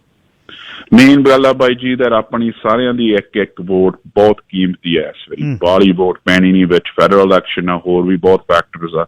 ਸੋ ਆਪਣੀ ਇੱਕ ਵੋਟ 10 ਵਰਗੀਆਂ ਜੀ। ਸੋ ਇੱਕ ਵੋਟ ਹੀ ਆਪਾਂ ਪਾਉਣੀ ਹੈ। ਡੇਟਾ ਆਪਣੀ ਹੈਗੀ ਸਤੰਬਰ 18 ਨਾਲੇ 25 ਤਰੀਕ। ਮੈਂ ਸਾਰਿਆਂ ਨੂੰ ਹੱਥ ਜੋੜ ਕੇ ਬੇਨਤੀ ਕਰਦਾ ਤਾਂ ਤੁਸੀਂ ਮੈਨੂੰ ਇੱਕ ਮੌਕਾ ਦਿਓ ਸਿਟੀ ਹਾਲ ਦਾ ਸਾਰਿਆਂ ਦੀ ਆਵਾਜ਼ ਬਣਨ ਨੂੰ। ਬਾਅਦ 'ਚ ਆਪਣਾ ਰਿਪੋਰਟ ਕਾਰਡ ਹੋਊ ਕਿਹੜਾ ਆਪਾਂ ਸਾਰਿਆਂ ਨੂੰ ਕੰਮ ਕੀਤਾ, ਤੁਹਾਡੇ ਨਾਲ ਲਾਈਵ ਇਹ ਗੱਲ ਕਰਦਾ ਮੈਂ ਬਾਈ ਜੀ, because hold me accountable. ਕਿਹੜਾ ਕੰਮ ਮੈਂ ਕਹਿਣਾ we will do this work, ਮੈਂ ਤੁਹਾਡੇ ਨਾਲ ਵੀ ਵਾਅਦਾ ਕਰਦਾ, ਨਾਲੇ ਸਾਰੇ ਆਪਣੇ ਲਿਸਨਰਸ ਨਾਲ ਵਾਅਦਾ ਕਰਦਾ ਤੇ ਮੈਂ ਆਵਾਜ਼ ਬਣ ਕੇ ਉੱਥੇ ਕਰੂੰਗਾ। ਨਾਲੇ ਕਿਹੜਾ ਕੰਮ ਆ ਸਾਰਿਆਂ ਦਾ ਸਾਂਝਾ ਕੰਮ ਭਾਈਚਾਰੇ ਵਾਸਤੇ, ਭਾਈਚਾਰੇ ਨੂੰ ਇਕੱਠੇ ਕਰਨ ਨੂੰ, not to divide। ਬਿਲਕੁਲ ਆਪਾਂ ਇਕੱਠੇ ਕਰਕੇ ਕੰਮ ਕਰਨਾ ਐਂਡ ਤੁਸੀਂ ਮੈਨੂੰ ਇੱਕ ਮੌਕਾ ਦਿਓ। ਬਿਲਕੁਲ ਜੀ। ਸਿੱਧੂ ਫੈਮਿਲੀ, ਉਹਨਾਂ ਦੇ ਸਤਿਕਾਰਯੋਗ ਪਿਤਾ ਜੀ ਬਹੁਤ ਚਿਰਾਂ ਦੇ ਕਮਿਊਨਿਟੀ ਦੇ ਵਿੱਚ ਇਨਵੋਲਵ ਨੇ। ਪੇਪਰ ਉਸ ਤੋਂ ਬਾਅਦ ਯੂਨੀਵਰਸਿਟੀ ਆਫ ਫਰੇਜ਼ਰ ਵੈਲੀ ਦੇ ਵਿੱਚ ਡੇਵ ਸਿੱਧੂ ਨੇ ਕਮਿਊਨਿਟੀ ਲਈ ਕੰਮ ਕੀਤਾ ਪਿਛਲੇ 4-5 ਸਾਲ ਤੋਂ। ਉਹਨੂੰ ਸਦਾ ਮੈਂ ਐਕਟਿਵ ਦੇਖਦਾ, ਹਰ ਵਿਸ਼ੇ 'ਤੇ ਪੂਰਾ ਗਰੁੱਪ ਉਹਦਾ ਇੱਕ ਬਹੁਤ ਵਧੀਆ ਗਰੁੱਪ ਹੈ ਨਾਲ, ਅਤੇ ਜਿਹੜੇ ਸਦਾ ਤਤਪਰ ਰਹਿੰਦੇ ਨੇ ਕਮਿਊਨਿਟੀ ਦੇ ਲਈ।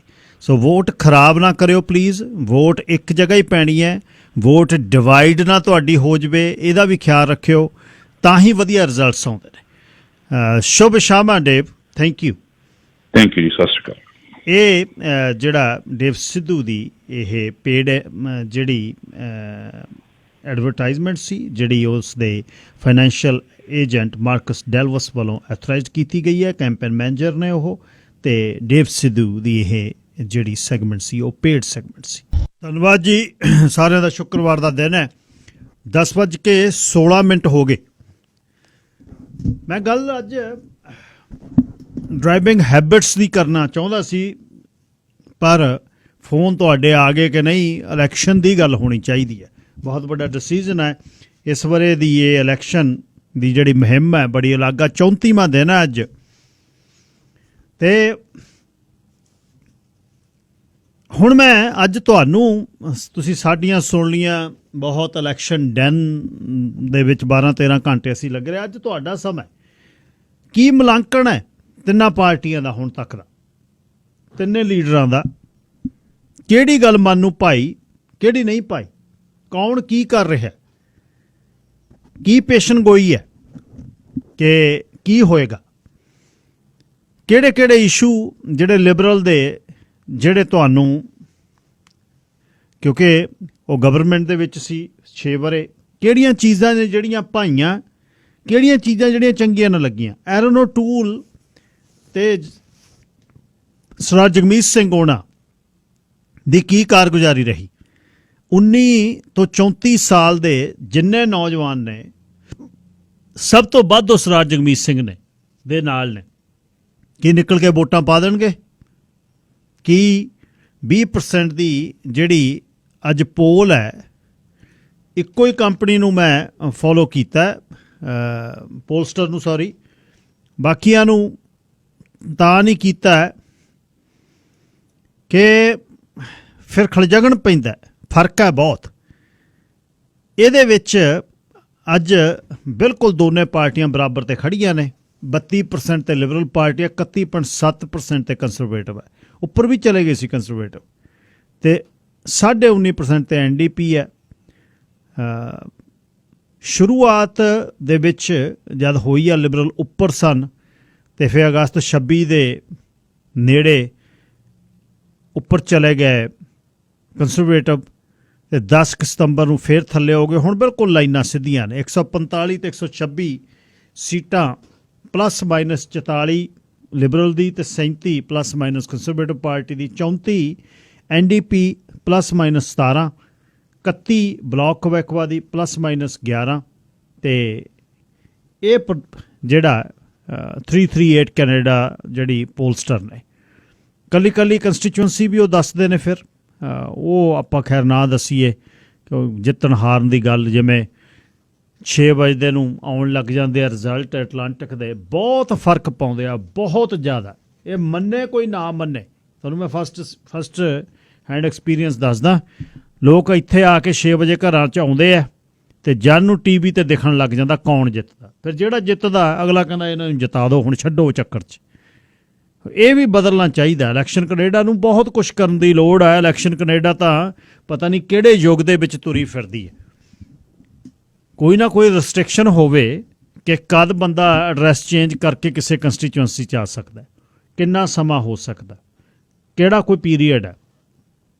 ਅਤੇ ਜਾਂ ਜਿਹਦੇ ਕੋਲ ਜਿਹਦੀ ਵੋਟ ਹੈ ਰਜਿਸਟਰ ਨਹੀਂ ਹੋਈ, ਉਹ ਰਜਿਸਟਰਡ ਵੋਟਰ ਨਹੀਂ ਹੈ, ਤਾਂ ਜਾ ਕੇ ਜਿਹੜਾ ਬਿਨਾਂ ਹੀ ਕਿਸੇ ਡਾਕੂਮੈਂਟਸ ਤੋਂ ਹੱਥ ਖੜਾ ਕਰਕੇ ਅਫਰਮ ਕਰ ਦਿਓ ਜੀ ਅਤੇ ਕਰਵਾ ਕੇ ਵੋਟਾਂ ਪਵਾ ਕੇ ਜਾਂਦੇ ਆ, ਅਤੇ ਉਹਦੇ 'ਚ ਕੋਈ ਮਾਪਦੰਡ ਹੋਵੇ। ਪਤਾ ਨਹੀਂ ਕਿਹੜੇ ਸਮੇਂ ਦੀ ਗੱਲ ਇਲੈਕਸ਼ਨ ਕੈਨੇਡਾ ਹਾਲੇ ਲਈ ਬੈਠੀ ਹੈ। ਅਤੇ ਬਾਕੀ ਤਿੰਨੇ ਪਾਰਟੀਆਂ ਦਾ ਮੁਲਾਂਕਣ ਤੁਹਾਨੂੰ ਅੱਜ ਸਮਾਂ 604 204 0600। ਸਤਿੰਦਰਪਾਲ ਸਿੰਘ ਪ੍ਰਿੰਸ ਰੋਪੜ ਤੋਂ। ਸਤਿ ਸ਼੍ਰੀ ਅਕਾਲ ਜੀ ਸਾਰਿਆਂ ਨੂੰ। ਸਤਿ ਸ਼੍ਰੀ ਅਕਾਲ ਜੀ।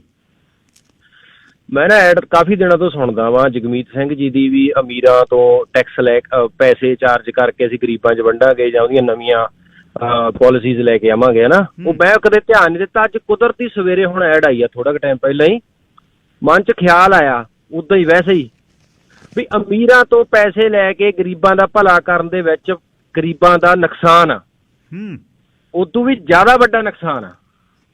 ਅਮੀਰ ਬੰਦੇ ਤੋਂ ਤੁਸੀਂ ਪੈਸਾ ਲੈ ਕੇ ਕਿਵੇਂ ਐਕਸਪੈਕਟ ਕਰ ਲਓਗੇ ਕਿ ਕੱਲ੍ਹ ਨੂੰ ਉਹ ਤੁਹਾਡੇ ਨਾਲ ਠੀਕ ਰਹੂਗਾ। ਅਮੀਰ ਕੰਪਨੀਆਂ ਤੋਂ ਪੈਸੇ ਲੈ ਕੇ ਤੁਸੀਂ ਗਰੀਬਾਂ 'ਚ ਵੰਡੋਗੇ, ਪਾਲਿਸੀਆਂ ਬਣਾਓਗੇ, ਉਹ 2 ਰੁਪਏ ਵਾਲੀ ਚੀਜ਼ 10 ਰੁਪਏ 'ਚ ਕਰੂ, 2 ਵਾਲੀ ਚੀਜ਼ 3 'ਚ ਨਹੀਂ ਕਰੂਗਾ। ਤੇ ਤੁਸੀਂ ਬੋਲ ਨਹੀਂ ਸਕਦੇ। ਤੁਹਾਨੂੰ ਅਗਲੇ ਨੇ ਪੈਸੇ ਦਿੱਤੇ ਹੋਏ ਆ, ਚਾਹੇ ਸਿੱਧੇ ਢੰਗ ਨਾਲ ਚਾਹੇ ਟੇਢੇ ਢੰਗ ਨਾਲ। ਇਹ ਤਾਂ ਹੋਰ ਕਰਜ਼ਾ ਸਿਰ ਸਾਡੇ ਚੜਾਉਣ ਵਾਲੀ ਗੱਲ ਆ। ਇਹ ਕੋਈ ਬਾਹਲੀ ਮੇਰੇ ਹਿਸਾਬ ਨਾਲ ਇਹ ਜੇ ਤੁਸੀਂ ਬੈਠ ਕੇ ਬੰਦੇ ਧਿਆਨ ਨਾਲ ਸੋਚਣ, ਇਹ ਜਿਹੜੀ ਐਡ ਚੱਲ ਰਹੀ ਆ ਨਾ, ਜਿਹੜਾ ਪ੍ਰਚਾਰ ਚੱਲ ਰਿਹਾ ਵੀ ਅਮੀਰਾਂ ਤੇ ਟੈਕਸ ਲਾ ਕੇ ਅਸੀਂ ਕਰਾਂਗੇ, ਇਹ ਤਾਂ ਤੁਸੀਂ ਹੋਰ ਗਰੀਬ ਨੂੰ ਗਰੀਬ ਬਣਾਓਗੇ, ਹੋਰ ਉਹਦੇ ਤੇ ਤਲਵਾਰ ਸਿੱਟੋਗੇ। ਦੂਜੇ ਉਹਦੀ ਕੋਵਿਡ 'ਚ ਪੈਸੇ ਦੇਤੇ, ਠੀਕ ਆ, ਮਾੜਾ ਮੋਟਾ ਕਹੀ ਜਾਂਦੇ ਹੋਣੇ ਆ। ਬਾਈ ਜੀ, ਜਿਹੜੇ ਬੰਦੇ ਆਪ ਗਰੋਸਰੀ ਨਹੀਂ ਕਰਦੇ, ਮੈਂ ਹੁਣ ਕਰਦਾ, ਮੈਂ ਹੁਣ ਗੁੜ ਖਾਨਾ ਤਾਂ ਮੈਂ ਕਹਿੰਦਾ, ਮੈਂ ਹੁਣ ਗੁੜ ਖਾਧਾ ਹੋਇਆ ਛੱਡਿਆ ਵਾ ਤਾਂ ਮੈਂ ਕਹਿੰਦਾ ਗੁੜ ਨਾ ਖਾਓ। ਪਹਿਲਾਂ ਮੈਂ ਵੀ ਖਾਂਦਾ ਸੀ। ਜਿਹੜੇ ਬੰਦੇ ਨਹੀਂ ਗਰੋਸਰੀ ਕਰਦੇ, ਇੱਕ ਵਾਰੀ ਗਰੋਸਰੀ ਕਰਕੇ ਦੇਖ ਕੇ ਆਓ, ਕੋਈ ਵੀ ਚੀਜ਼ ਲੈ ਕੇ ਦੇਖ ਕੇ ਆਓ, ਪਤਾ ਤੁਹਾਨੂੰ ਫੇਰ ਲੱਗੂ ਵੀ ਭਾਅ ਕਿੱਥੇ ਚਲੇ, ਕਿੱਥੇ ਜਾ ਰਹੇ ਆ, ਕੀ ਹੋ ਗਿਆ। ਉਹ ਮੈਨੂੰ ਇਹ ਬਾਹਲੀ ਵਧੀਆ ਨਹੀਂ ਜੀ ਐਡ ਲੱਗੀ ਇਹਨਾਂ ਦੀ। ਜੇ ਕੋਈ ਹੋਰ ਪਾਰਟੀ ਵਾਲਾ ਇਹ ਮੁੱਦੇ ਨੂੰ ਬਣਾ, ਕਿਵੇਂ ਤੁਸੀਂ ਅਮੀਰਾਂ ਤੋਂ ਪੈਸੇ ਲੈ ਕੇ ਗਰੀਬਾਂ ਦਾ ਭਲਾ ਕਰਨ ਦੀ ਸੋਚ ਰਹੇ ਹੋ, ਤੇ ਅਮੀਰ ਤੁਹਾਡਾ ਬੈਠਾ ਹੋਊਗਾ ਉੱਥੇ, ਹਾਂਜੀ ਕੋਈ ਗੱਲ ਨਹੀਂ, ਤੁਸੀਂ ਮੈਥੋਂ ਬਿਲੀਅਨ ਲੈਣਾ ਲੈ ਲਓ, ਕੋਈ ਨਹੀਂ, ਕੋਈ ਚੱਕਰ ਨਹੀਂ, ਆਪਾਂ ਬਿਲੀਅਨ ਦੀ ਛੱਡ 2 ਬਿਲੀਅਨ ਦੇ ਦਾਂਗੇ। ਤੇ ਮੈਂ ਆਪਦਾ ਵਾ ਠੀਕ ਹੈ, ਜਿਹੜੀ 2 ਰੁਪਏ ਦੀ ਚੀਜ਼ ਵੇਚਣਾ ਮੈਂ 2 ਦੀ ਵੇਚੂੰਗਾ, ਤੁਸੀਂ ਕਹੋ ਤਾਂ ਮੈਂ 1.5 ਦੀ ਵੇਚ ਦਿੰਦਾ। ਇਹ ਅਮੀਰ ਐਂ ਸੋਚੂਗਾ, ਬਿਜ਼ਨਸਮੈਨ ਐਂ ਸੋਚੂਗਾ। ਇਹ ਗਲਤ ਪਾਲਿਸੀ ਹੈ ਜਗਮੀਤ ਸਿੰਘ ਦੀ ਬਿਲਕੁਲ, ਜਿਹੜੀ ਐਡ ਚੱਲ ਰਹੀ ਆ। ਧੰਨਵਾਦ ਜੀ। ਧੰਨਵਾਦ ਜੀ। ਤੇ ਨਾਲ ਹੀ ਇੱਕ ਜਿਹੜਾ ਇਸ਼ੂ, ਖੈਰ 19 ਤੋਂ ਪਹਿਲਾਂ ਵਾਲੀ ਇਲੈਕਸ਼ਨ ਦੇ ਵਿੱਚ ਉਹ ਹੋ ਗਿਆ ਸੀ, ਯੂਡੀ ਵਿਲਸਨ ਵਾਲਾ ਫੈਮਿਨਿਸਟ ਜਿਹੜੀ ਫੋਰਨ ਪਾਲਿਸੀ ਹੈ, ਉਹਦੇ 'ਚ ਹਾਲੇ ਵੀ ਜਿਹੜਾ ਇਹ ਲੀਡਰ ਜਿਹੜੀ ਗੱਲ 'ਤੇ, ਜਿਵੇਂ ਹਲੇ ਵੀ ਟਰੂਡੋ ਨਹੀਂ ਕਹਿੰਦੇ ਨੇ ਮੈਂ ਫੈਮਿਨਿਸਟ ਹਾਂ, ਮੈਂ ਇਸਤਰੀਆਂ ਦੇ ਹੱਕ 'ਚ, ਪਰ ਜੇ ਦੇਖਿਆ ਜਾਵੇ ਜਿਹੜਾ ਕੈਨੇਡਾ ਦੀਆਂ ਆਰਮਡ ਫੋਰਸਿਸ ਦੇ ਵਿੱਚ ਹੋਇਆ, ਖਾਸ ਤੌਰ 'ਤੇ ਮਿਲਟਰੀ ਦੇ ਵਿੱਚ ਹੋਇਆ, ਕੋਈ ਹਾਲ ਹੈ ਕਿ ਮਿਲਟਰੀ ਦਾ ਟੌਪ ਜਨਰਲ ਜੋਨਾਥਨ ਵੈਂਸ ਸਰਗੇ, ਉਹਨਾਂ 'ਤੇ ਚਾਰਜਸ ਅੱਜ ਹੁਣ ਉਸ ਦੀ ਕੇਸ ਜਿਹੜਾ ਟੌਪ ਜਨਰਲ ਜੋਨਾਥਨ ਵੈਂਸ ਦੇ ਖਿਲਾਫ ਹੋਣਾ ਸੀ, ਉਹ ਅਕਤੂਬਰ ਤੱਕ ਐਡਜਰਨ ਹੋਇਆ, ਅੱਗੇ ਤੱਕ ਗਿਆ। ਸੋ ਇਹ ਜਿਹੜੀ ਇਹ ਡੀਟੇਲ ਦੇ ਇਹਦੇ 'ਚ ਨਹੀਂ ਆਈਆਂ। Canadian force national investigation services ਆ ਜਿਹੜੀ, ਉਹਦੇ 'ਚ ਜਿਹੜਾ ਸੈਕਸ਼ੂਅਲੀ ਮਿਸਕੰਡਕਟ ਦਾ ਕੇਸ ਹੈ, ਉਹ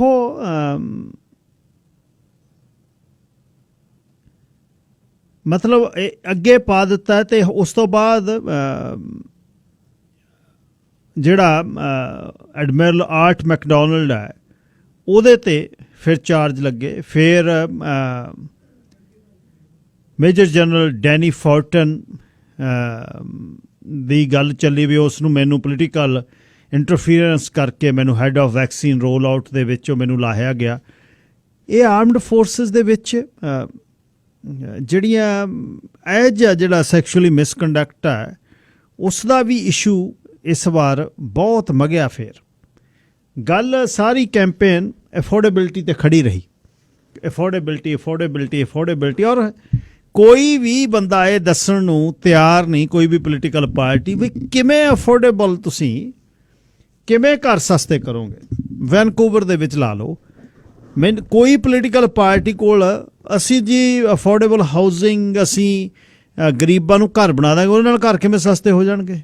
ਗਰੀਬ ਨੇ ਤਾਂ ਪਹਿਲਾਂ ਹੀ ਮਾਰਕੀਟ 'ਚ ਹੈ ਨਹੀਂ ਉਹਨੇ ਘਰ ਲੈਣਾ। ਜਿਹੜਾ ਬੰਦੇ ਕੋਲ 5-4 ਲੱਖ ਡਾਲਰ ਹੈ ਨਹੀਂ, ਉਹ ਤਾਂ ਰੇਸ ਦੇ ਵਿੱਚ ਹੈ ਨਹੀਂ ਘਰ ਖਰੀਦਣ ਲਈ। ਉਹ ਤਾਂ ਰੈਂਟ ਵਾਲੇ ਨੂੰ ਕੱਢ ਕੇ, ਤੁਸੀਂ ਰੈਂਟ 'ਚੋਂ ਕੱਢ ਕੇ ਉਸ ਨੂੰ ਇੱਕ ਹੋਰ ਰੈਂਟ ਵਾਲੀ ਜਗ੍ਹਾ ਦੇ ਦੋਗੇ। ਰੈਂਟ ਤਾਂ ਤੁਸੀਂ ਵੀ ਲੈਣਾ। ਕੋਆਪ ਜਿਹੜੀ ਹਾਊਸਿੰਗ ਹੈ ਸਰੀ ਦੇ ਵਿੱਚ ਬਹੁਤ ਕੰਪਲੈਕਸ ਹੁੰਦਾ, ਖਤਮ ਹੋ ਗਏ ਹੌਲੀ ਹੌਲੀ। ਇਹਦੇ ਦੇ ਆਲੇ ਦੁਆਲੇ ਗੱਲ ਚੱਲੀ ਗਈ, ਜਗ੍ਹਾ ਹੈ ਨਹੀਂ। ਲੋਕ ਇਹਨਾਂ ਮੈਟਰੋਪੋਲੀਟਨ ਸਿਟੀਜ਼ ਦੇ ਵਿੱਚ ਰਹਿਣਾ ਚਾਹੁੰਦੇ ਆ। ਇਨਫਿਲ ਜਿਹੜੀ ਹੈ ਜਗ੍ਹਾ, ਅਤੇ ਸ਼ਹਿਰਾਂ ਦੇ ਵਿੱਚੋਂ ਡਿਵੈਲਪਮੈਂਟ ਕਾਸਟ ਅੱਧਾ ਮਿਲੀਅਨ ਡਾਲਰ ਹੈ ਸ਼ਹਿਰ ਦੀ। ਕਿਸੇ ਮਿਊਨਿਸਪੈਲਿਟੀ 'ਚ ਕਿਸੇ ਸ਼ਹਿਰ ਚਲੇ ਜਾਓ, 2-2 ਸਾਲ ਦਾ ਸਮਾਂ, 4-4 ਮਿਲੀਅਨ ਦਾ ਏਕੜ ਹੈ। ਜੇ 1 ਏਕੜ ਦੀਆਂ 6 ਲਾਟਾਂ ਬਣਾਉਣ ਲਈ ਕਿਸੇ ਨੇ $4 ਮਿਲੀਅਨ ਲਾਇਆ ਅਤੇ 50% ਡਾਊਨ ਦਿੱਤਾ ਹੈ, $2 ਮਿਲੀਅਨ 2 ਸਾਲ ਲਈ ਜਾਣਾ। 1 ਰੀਡਿੰਗ, 2 ਰੀਡਿੰਗ, 3 ਜੀ, 4 ਜੀ, ਫਿਰ ਸਰਵਿਸ ਐਗਰੀਮੈਂਟ ਕਰੋ ਜੀ, ਫਿਰ ਉਹ ਕੰਟਰੈਕਟਰ ਲੱਭੂਗਾ ਜੀ, ਫਿਰ ਉਹ ਪੈਸੇ ਜਮ੍ਹਾਂ ਕਰਾਊਗਾ ਜੀ ਸਿਟੀ ਦੇ ਵਿੱਚ, ਅਤੇ ਡਿਵੈਲਪਮੈਂਟ ਹੋਏਗੀ, ਅਤੇ ਬਹੁਤ ਕੁਝ ਕਿਵੇਂ ਸਸਤੀ ਹੋ ਜੂਗੀ। ਜ਼ਮੀਨ ਕਿਤੇ ਹੈ ਨਹੀਂ। Land reserve, agriculture land reserve ਹੈ ਜਿਹੜਾ ਐਗਰੀਕਲਚਰ ਲੈਂਡ ਦੇ ਵਿੱਚੋਂ ਕੁਛ ਕਰ ਨਹੀਂ ਦਿੰਦਾ, ਅਤੇ ਬਾਹਰ ਲੋਕ ਵਸਣਾ ਨਹੀਂ ਚਾਹੁੰਦੇ ਜਾ ਕੇ। ਅਗਲਾ ਕਹਿੰਦਾ ਅਸੀਂ ਇੱਥੇ ਹੀ ਰਹਿਣਾ। ਅਤੇ ਪਰ ਇਸ ਨੂੰ ਇਹਦੇ ਦੇ ਆਲੇ ਦੁਆਲੇ ਸਾਰੀ ਗੱਲ ਘੁੰਮੀ ਹੈ ਅਫੋਰਡੇਬਲ ਹਾਊਸਿੰਗ 'ਤੇ। ਪਰ ਤੁਹਾਡਾ ਮਨ ਕੀ ਬਣਿਆ? 604 204 0600 ਕਿਹੜੀ ਪਾਰਟੀ ਅਤੇ ਕਿਹੜੇ ਪੋਲੀਟੀਕਲ ਲੀਡਰ ਨੇ ਤੁਹਾਨੂੰ ਅਟਰੈਕਟ ਕੀਤਾ, ਅਤੇ ਜਿੱਥੇ ਤੁਸੀਂ ਜਿਹਦੀਆਂ ਗੱਲਾਂ ਬਾਤਾਂ ਤੁਹਾਨੂੰ ਚੰਗੀਆਂ ਲੱਗੀਆਂ, ਅਤੇ ਕਿਹੜੀ ਗੱਲ ਹੈ ਜਿਹੜੀ ਉਹ ਤੁਹਾਨੂੰ ਲੱਗਦੀ ਹੈ ਕਿ ਇਹ ਠੀਕ ਨਹੀਂ ਹੋਈ? ਕੌਣ? ਕਿਉਂਕਿ ਆਪਾਂ ਇਹ ਤਾਂ ਨਹੀਂ ਗੱਲ ਕਰ ਸਕਦੇ, ਜਿੱਤ ਅਤੇ ਹਾਰ ਤਾਂ ਹਾਲੇ ਕੁਛ ਨਹੀਂ ਪਤਾ, ਪਰ ਕੈਂਪੇਨ ਦੇ ਵਿੱਚ ਜਿਹੜੀ ਹੈ ਗੱਲ ਉਹ ਹੁਣ ਤੱਕ ਪਤਾ ਲੱਗ ਸਕਦੀ ਹੈ ਵੀ 34 ਦਿਨ ਕੈਂਪੇਨ ਦੇ ਵਿੱਚੋਂ ਕੀ ਨਿਕਲਿਆ। ਅੱਛਾ, ਜਦ ਹੁਣ ਤੁਸੀਂ ਫਲਾਈ ਕਰਨਾ ਕਿਤੇ ਲਈ, ਤਾਂ ਉਹਦੇ ਤੋਂ ਪਹਿਲਾਂ ਕੋਵਿਡ ਟੈਸਟ ਕਰਾਉਣਾ ਬਹੁਤ ਜ਼ਰੂਰੀ ਹੈ। ਇਹ ਕੋਵਿਡ ਟੈਸਟ ਜਿਹੜਾ ਬਹੁਤ ਔਖਾ ਹੁੰਦਾ, ਸਮਾਂ ਨਹੀਂ ਮਿਲਦਾ, ਪਰ ਇਸ ਦੀ ਸਹੂਲਤ ਜਿਹੜੀ ਹੈ ਹੁਣ ਤੁਹਾਨੂੰ ਮਿਲ ਗਈ ਹੈ 604 729 77 13 ਤੇ ਕੋਵਿਡ ਟਰੈਵਲ ਟੈਸਟ ਜਿਹੜਾ ਆਪਣੇ ਹਿਸਾਬ ਦੇ ਨਾਲ ਆਪਣੇ ਸਮੇਂ ਦੇ ਵਿੱਚ ਕਰਾਓ। ਅਤੇ ਫਿਰ ਜਾਂ ਤੁਸੀਂ ਭਾਰਤ ਨੂੰ ਜਾਣਾ ਹੈ ਅਤੇ ਪਾਕਿਸਤਾਨ ਨੂੰ ਜਾਣਾ ਹੈ, ਤਾਂ ਜਾਂ ਹੋਰ ਕਿਤੇ ਦੁਨੀਆ 'ਚ ਜਾਣਾ, ਅਤੇ ਇਹ ਜਿਹੜੀ ਆਪ ਬਹੁਤ ਸਹੂਲਤ ਵਾਲੀ ਇਹ ਟੈਸਟਿੰਗ ਆ ਤੁਹਾਡੇ ਲਈ। ਮੋਬਾਈਲ ਟੈਸਟਿੰਗ ਤੁਹਾਡੇ ਘਰ ਦੇ ਵਿੱਚ 604 729 77 13 6047297713 ਤੇ ਸਰੀ ਫੈਮਿਲੀ ਪ੍ਰਾਇਮਰੀ ਅਤੇ ਅਰਜੈਂਟ ਕੇਅਰ ਸੈਂਟਰ ਵੱਲੋਂ ਇਹ ਤੁਹਾਨੂੰ ਕੋਵਿਡ ਟੈਸਟ ਜਿਹੜਾ ਮੋਬਾਈਲ ਟੈਸਟਿੰਗ ਤੁਹਾਡੇ ਘਰੇ ਆ ਕੇ ਜਿਹੜਾ ਇਹ ਟੈਸਟ ਹੋਇਆ ਕਰੇਗਾ। 604 729 77 13 ਤੇ ਤੁਸੀਂ ਗੱਲਬਾਤ ਕਰ ਸਕਦੇ ਹੋ। 6047297713। ਸਰਦਾਰ ਤਰਲੋਚਨ ਸਿੰਘ ਜੀ, ਲਾਈਨ ਨੰਬਰ 1। ਵੀਰ ਜੀ ਸਤਿ ਸ਼੍ਰੀ ਅਕਾਲ ਜੀ। ਸਤਿ ਸ਼੍ਰੀ ਅਕਾਲ ਵੀਰ ਜੀ। ਵੀਰ ਜੀ ਮੈਂ ਥੋੜੇ ਨਾ ਆਫ ਟੌਪਿਕ ਤੇ ਗੱਲ ਕਰਨੀ ਹੈਗੀ ਆ ਡਾਕਟਰ ਬਾਰੇ। ਵੀਰ ਜੀ ਜਿਹੜੇ ਆਪਣੇ ਡਾਕਟਰ ਹੈਗੇ ਆਪਾਂ ਇਹਨਾਂ ਤੋਂ ਅਪਾਇੰਟਮੈਂਟ ਲੈ ਲੈਂਦੇ ਆ, ਇਹ ਕਹਿੰਦੇ ਆ ਵੀ ਕੋਵਿਡ ਕਰਕੇ ਅਸੀਂ ਤੁਹਾਨੂੰ ਮਿਲ ਨਹੀਂ ਸਕਦੇ ਜੀ। ਠੀਕ ਹੈ ਜੀ, ਕੋਵਿਡ ਰਿਸਟ੍ਰਿਕਸ਼ਨ ਕਰਕੇ ਅਸੀਂ ਤੁਹਾਨੂੰ ਮਿਲ ਨਹੀਂ ਸਕਦੇ। ਜੇ ਉਹੀ ਆਪਾਂ ਡਾਕਟਰ ਡੈਂਟਿਸਟ ਵੀ ਇੱਕ ਡਾਕਟਰ ਆ ਜੀ, ਜੇ ਆਪਾਂ ਉਹਨਾਂ ਕੋਲੇ ਜਾਂਦੇ ਉਹਨਾਂ ਨੂੰ ਪੈਸੇ ਬਹੁਤ ਬਣਦੇ ਆ। ਉਹ ਫੋਨ ਕਰਕੇ ਸਾਦੇ ਆ ਵੀ ਤੁਸੀਂ ਸਾਡੇ ਕੋਲੇ ਆਓ, ਤੁਸੀਂ ਸਾਡੇ ਕੋਲੇ ਆਓ, ਵੀ ਅਸੀਂ ਤੁਹਾਡੇ ਟੀਥ ਚੈੱਕ ਕਰਨੇ ਹੈਗੇ। ਰਾਈਟ, ਜੇ ਫੈਮਿਲੀ ਫਿਜ਼ੀਸ਼ੀਅਨ ਆ ਜਾਂ ਕੋਈ ਹੋਰ ਹੈਗੇ ਆ ਉਹਨਾਂ ਨੂੰ ਫੋਨ ਕਰਦੇ ਆ, ਉਹ ਕਹਿੰਦੇ ਸੌਰੀ ਜੀ ਕੋਵਿਡ ਕਰਕੇ ਅਸੀਂ ਤੁਹਾਨੂੰ ਲੈ ਨਹੀਂ ਸਕਦੇ। ਕੀ ਗੱਲ ਵੀ ਜੀ, ਡੈਂਟਿਸਟ ਨੂੰ ਕੋਵਿਡ ਨਹੀਂ ਹੁੰਦਾ ਗਾ, ਜੇ ਉਹਨੂੰ ਪੈਸੇ ਵੱਧ ਬਣਦੇ ਆ। ਜਿਹੜਾ ਨੋਰਮਲ ਡਾਕਟਰ ਹੈਗਾ ਉਹਨਾਂ ਕੋਲ ਜਾਂਦੇ, ਉਹ ਕਹਿੰਦੇ ਕੋਵਿਡ ਕਰਕੇ ਤੁਸੀਂ ਸਾਡੇ ਕੋਲੇ ਆ ਨਹੀਂ ਸਕਦੇ ਗੇ।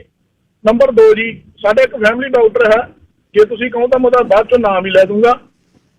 ਤੇ ਮੇਰੀ ਮਾਤਾ ਦੇ ਸਿਰ ਦੇ ਵਿੱਚ ਥੋੜੀ ਜਿਹੀ ਖਾਰਿਸ਼ ਹੁੰਦੀ ਸੀ। ਮਾਤਾ ਕਹਿੰਦੀ ਵੀ ਐਂ ਕਰਕੇ ਵੀ ਮੈਂ ਤੁਹਾਨੂੰ ਮਿਲਣਾ, ਕਹਿੰਦੇ ਸੌਰੀ ਫੋਨ ਤੇ ਆ ਜਾਓ। ਹੁਣ ਫੋਨ ਤੇ ਉਹ ਸਿਰ ਕਿੱਦਾਂ ਦੇਖਣਗੇ ਜੀ ਉਹ ਵੀ ਕੀ ਹੋਇਆ ਇਹਨਾਂ ਦੇ ਸਿਰ ਨੂੰ। ਰਾਈਟ, ਤੇ ਇੱਕ ਗੱਲ ਹੋਰ ਸੀਗੀ ਵੀ ਜੀ, ਮੇਰੀ ਮਾਤਾ ਦੀ ਨਾ ਕਿਸੇ ਮਿਸਅੰਡਰਸਟੈਂਡਿੰਗ ਕਰਕੇ ਉਹਨਾਂ ਦੀ ਪੈਨਸ਼ਨ ਸਰਵਿਸ ਕੈਨੇਡਾ ਨੇ ਕੱਟਦੀ ਸੀਗੀ। ਬਾਈ ਜੀ ਮੇਰਾ ਵਿਸ਼ਾ ਹੋਰ ਹੈ ਸਰਦਾਰ ਤਰਲੋਚਨ ਸਿੰਘ ਜੀ, ਸੁਣ ਲਈ ਮੈਂ ਤੁਹਾਡੀ, ਮੇਰੇ ਵਿਚਾਰ ਅਧੀਨ ਆ ਗਈ ਗੱਲ। ਅਗਲੇ ਵੀਕ 'ਚ ਆਪਾਂ ਇਹ ਗੱਲਬਾਤ ਕਰਾਂਗੇ। ਸਰਦਾਰ ਅਮਰਜੀਤ ਸਿੰਘ ਸੰਧੂ ਜੀ, ਲਾਈਨ ਨੰਬਰ 2। ਸਰਦਾਰ ਹਰਜੀਤ ਸਿੰਘ ਜੀ, ਸਤਿ ਸ਼੍ਰੀ ਅਕਾਲ ਸਤਿ ਸ਼੍ਰੀ ਤੁਹਾਨੂੰ ਅਕਾਲ ਤੇ ਸਾਰਿਆਂ ਨੂੰ ਜੀ। ਦੇਖੋ, ਤੁਸੀਂ ਆ ਗੱਲ ਫੋਰਡਬਲ ਹਾਊਸ ਦੀ ਗੱਲ ਕਰ ਰਹੇ ਹੋ, ਇਹ ਕਰ ਰਹੇ ਆ ਲੀਡਰ। ਇਹ ਤੇ ਸਿੱਧੀ ਸਾਫ਼ ਤੇ ਸਪਸ਼ਟ ਹੈਗੀ ਆ, ਸਾਰੇ ਹੀ ਬੇਵਕੂਫ ਹੀ ਬਣਾ ਰਹੇ ਨੇ। ਹੁਣ ਤੁਸੀਂ ਦੱਸੋ ਵੀ ਜਿਹਨੇ ਹੁਣ 2 ਮਿਲੀਅਨ ਦਾ, ਮਿਲੀਅਨ ਤੋਂ 1.5 ਮਿਲੀਅਨ ਤੋਂ ਘੱਟ ਹੈ ਨਹੀਂ, ਉਹ ਕਿੱਦਾਂ 5 ਲੱਖ ਦਾ ਵੇਚਦਾ? ਇੱਕ ਗੱਲ। ਹੁਣ ਡਿਵੈਲਪਿੰਗ ਦੀ ਗੱਲ ਜੇ ਆਪਾਂ ਕਰ ਲਈਏ ਤੇ ਹਰੇਕ ਵਿਅਕਤੀ ਡਿਵੈਲਪ ਨਹੀਂ ਕਰ ਸਕਦਾ।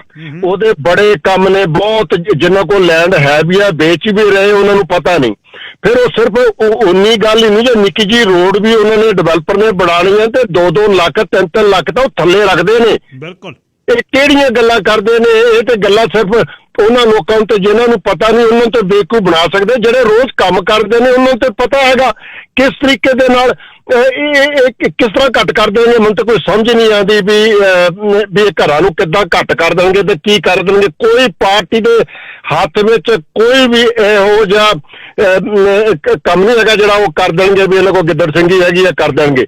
ਸੋ ਨਹੀਂ ਕਰ ਸਕਦੇ।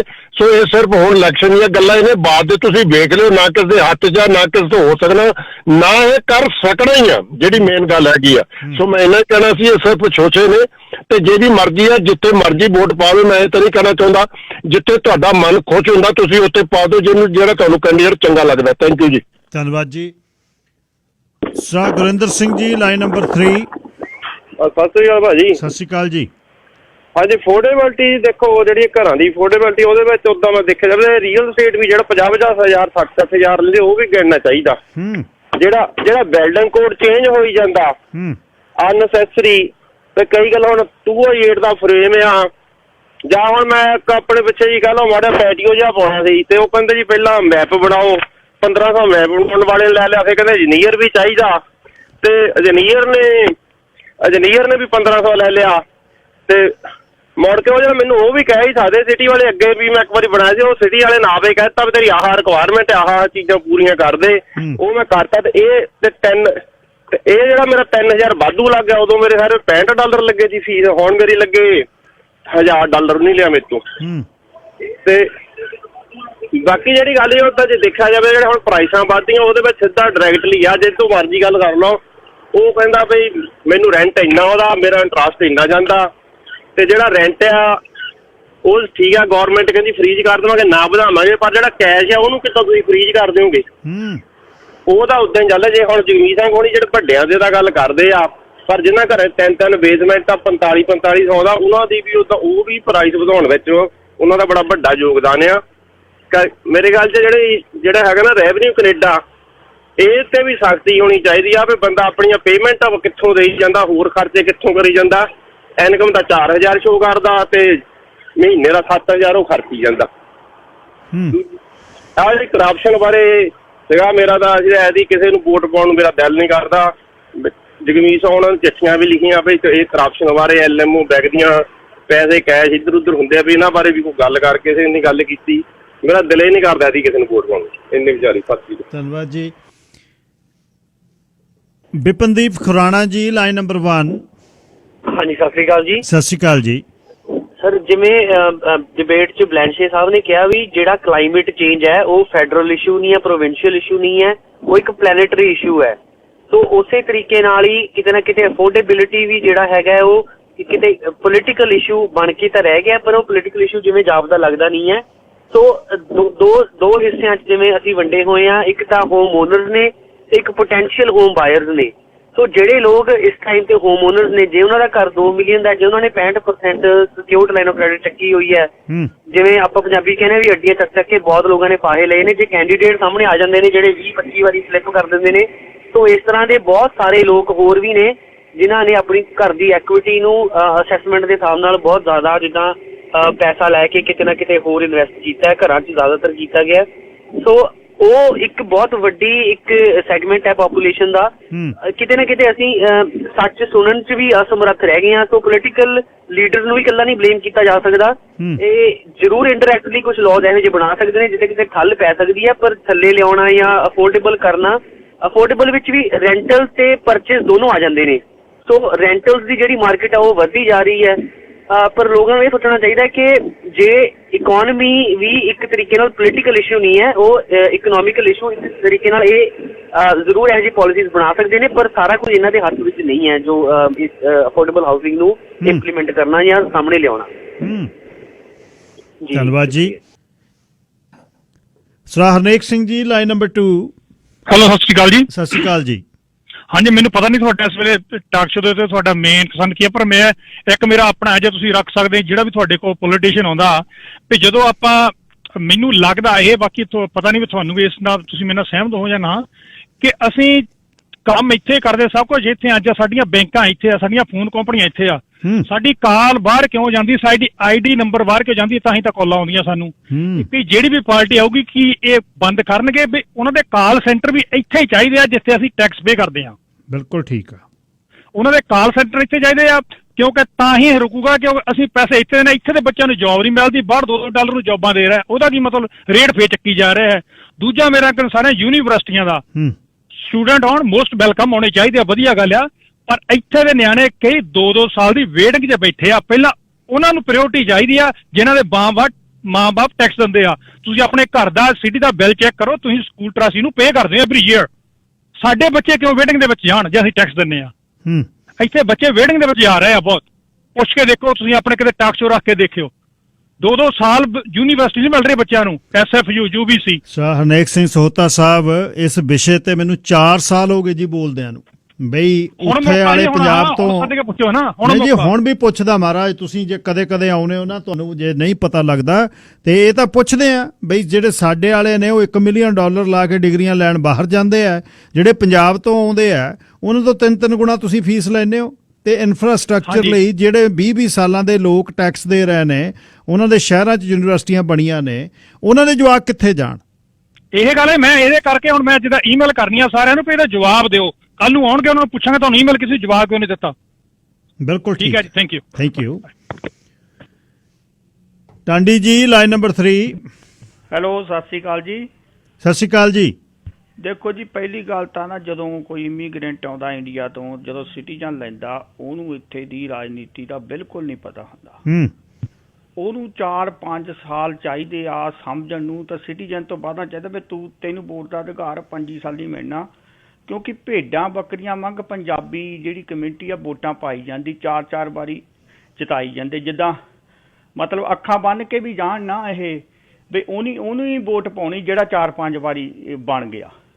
ਤਾਂ ਇਸ ਕਰਕੇ ਮੈਂ ਤਾਂ ਇਹ ਗੱਲ ਕਹਿੰਦਾ, ਬਾਕੀ ਘਰਾਂ ਦੀ ਤੁਸੀਂ ਗੱਲ ਕੀਤੀ ਆ, ਘਰ ਜਿਹੜੇ ਆ ਨਾ ਇਸ ਵੇਲੇ ਗਾਂ 6 ਮਹੀਨਿਆਂ ਨੂੰ ਜਾਂ 7 ਨੂੰ 15 ਲੱਖ 'ਚ ਨਵਾਂ ਘਰ ਬਣਨਾ ਆ, ਤੇ 15 ਲੱਖ ਬੈਂਕਾਂ ਦਾ ਜਿਹੜਾ ਆ ਇਹ ਟੂਡੋ ਸਰਕਾਰ ਨੇ ਨਾ ਇਹਦੇ ਹੱਥ 'ਚ ਹੀ ਸਾਰਾ ਕੁਛ, ਮੌਰਗੇਜ ਬ੍ਰੋਕਰ ਜੋ ਵੀ ਮੌਰਗੇਜ ਆ, ਇਹ ਸਰਕਾਰ ਨੇ ਦੇਸ਼ ਦਾ ਨਾ ਜਿੱਦਾਂ ਵੀ ਭੱਠਾ ਬਹਾਲਿਆ ਇਮੀਗ੍ਰੇਸ਼ਨ ਕਰਕੇ ਵੀ, ਉਹ ਬੰਦ ਹੋਣੀ ਚਾਹੀਦੀ ਆ। ਸਟੂਡੈਂਟ ਜਿਹੜੇ ਪਿੱਛੇ ਭਾਈ ਸਾਹਿਬ ਗੱਲ ਕਰਕੇ ਯੂਨੀਵਰਸਿਟੀਆਂ 'ਚ ਦਾਖਲੇ ਨਹੀਂ ਮਿਲਦੇ, ਇਹ ਕਹਿੰਦੇ ਖਰੇ ਪੈਸਾ ਸਾਨੂੰ ਬਹੁਤ ਆਉਂਦਾ।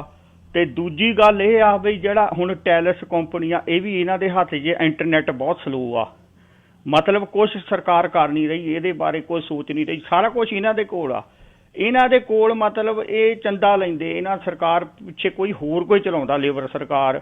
ਜਿੱਦਾਂ ਹੁਣ ਗਨ ਲੌਬੀ ਦੀ ਵੀ ਗੱਲ ਹੋ ਗਈ, ਉਹ ਪੈਸਾ ਦੇ ਕੇ ਇਕੱਠਾ ਕਰਕੇ ਇਹਨਾਂ ਨੂੰ ਦਿੰਦੀ ਆ, ਉਹ ਗਨ ਲੌਬੀ ਵੀ ਮਤਲਬ ਗੰਦ ਬੰਨ ਇਹ ਫਿਰ ਸਰਕਾਰਾਂ ਉਹਨਾਂ ਦੇ ਸਿਰ ਤੇ ਚੱਲਦੀਆਂ, ਬੜੀਆਂ ਕੰਪਨੀਆਂ। ਤੇ ਇਹੀ ਗੱਲ ਤਾਂ ਮੈਂ ਕਹਿੰਦਾ ਵੀ ਨਵੇਂ ਆਏ ਨੂੰ ਰਾਜਨੀਤੀ ਇੱਥੇ ਦੀ ਕੀ ਹੋ ਰਹੀ ਆ, ਕੁਛ ਨਹੀਂ ਪਤਾ, ਸਾਨੂੰ ਨਹੀਂ ਪਤਾ ਕਿੱਦਾਂ ਇਹ ਜ਼ਮੀਨਾਂ ਇੱਕ ਦੂਜੇ ਨੂੰ ਦੇਣਦੇ ਆ, ਬਿਲਡਿੰਗਾਂ ਬਣਾਉਂਦੇ ਆ। ਹੁਣ ਤੁਸੀਂ 20 ਵਾਰੀ ਸਿਟੀ ਦੇ ਕੰਮ ਆ ਇਹ, ਤੇ ਇਸ ਕਰਕੇ ਮੈਂ ਕਹਿੰਦਾ ਜੇ ਪੁਰਾਣਾ ਘਰ ਨੂੰ ਨਾ ਤੁਸੀਂ ਮਤਲਬ ਅਧਿਕਾਰ ਹੋਣਾ ਚਾਹੀਦਾ ਵੀ ਅੱਧਾ ਬਣਾ ਸਕੇ, ਉਹ ਪੁਰਾਣਾ ਵੀ ਰਹਿਣ ਦੇ ਬਿਲਡਿੰਗ ਤੇ ਨਵੀਂ ਬਿਲਡਿੰਗ ਵੀ ਮਤਲਬ ਉਹ ਤਿਆਰ ਕਰ ਸਕੇ ਬੰਦੇ, ਤਾਂ ਉਹਦੇ ਵਿੱਚ ਬੰਦੇ ਇਹ ਬਚ ਸਕਦੇ ਜੀ। ਧੰਨਵਾਦ ਜੀ। ਸਰ ਹਰਮੀਤ ਸਿੰਘ ਜੀ, ਤੁਸੀਂ 에ਅਰ ਤੇ ਹੋ, ਲਾਈਨ ਨੰਬਰ 1। ਸਤਿ ਸ਼੍ਰੀ ਅਕਾਲ ਗਿੱਲ ਸਾਹਿਬ। ਸਤਿ ਸ਼੍ਰੀ ਅਕਾਲ ਵੀਰ ਜੀ। ਵੇਖੋ ਗਿੱਲ ਸਾਹਿਬ, ਟਾਂਡੀ ਸਾਹਿਬ ਦੀ ਗੱਲ ਤੋਂ ਮੈਨੂੰ ਇੱਕ ਗੱਲ ਯਾਦ ਆਈ, ਜਿੱਦਾਂ ਹੁਣ ਅੱਜ ਕੱਲ੍ਹ ਨਾ YouTube ਤੇ ਆਉਂਦੇ ਯੂਪੀ 'ਚ ਜਿੱਦਾਂ ਇਲੈਕਸ਼ਨ ਹੋਣੀ ਆ, ਉਹ ਕਹਿੰਦੇ ਮਹਿੰਗਾਈ ਬੜੀ ਹੋ ਗਈ ਆ ਜੀ, ਤੇਲ ਬਹੁਤ ਮਹਿੰਗਾ ਹੋ ਗਿਆ, ਬੁਰੇ ਹਾਲ ਹੋ ਗਏ। ਉਹ ਜਦੋਂ ਪੁੱਛਦੇ ਆ ਤੇ ਵੋਟ ਤੇ ਮੋਦੀ ਜੋਗੀ ਨੂੰ ਹੀ ਪਾਉਣੀ ਆ, ਉਹ ਸਾਡਾ ਹਾਲ ਆ, ਵੋਟ ਤੇ ਅਸੀਂ ਲਿਬਰਲ ਨੂੰ ਹੀ ਪਾਉਣੀ ਆ, ਭਾਵੇਂ ਜੋ ਮਰਜ਼ੀ ਹੋ ਜਾਈਏ। ਦੂਜੀ ਗੱਲ ਗਿੱਲ ਸਾਹਿਬ, ਜਿਹੜੀ ਘਰਾਂ ਦੀ ਗੱਲ ਕਰਦੇ ਆਪਾਂ ਜੀ, ਇਹ ਵੇਖੋ ਇਹ ਤੇ ਮੰਨਣ ਵਾਲੀ ਗੱਲ ਆ ਜੀ, ਜਿੰਨੀ ਕੋਈ ਚੀਜ਼ ਮਹਿੰਗੀ ਓਨੀ ਉਹਦੇ ਚੋਂ ਕਮਾਈ ਜ਼ਿਆਦਾ ਹਰ ਕਿਸੇ ਦੀ, ਹੋਲਸੇਲਰ ਦੀ, ਇਹ ਤੇ ਹੈ ਨਾ ਬੇਸਿਕ ਰੂਲ ਆ।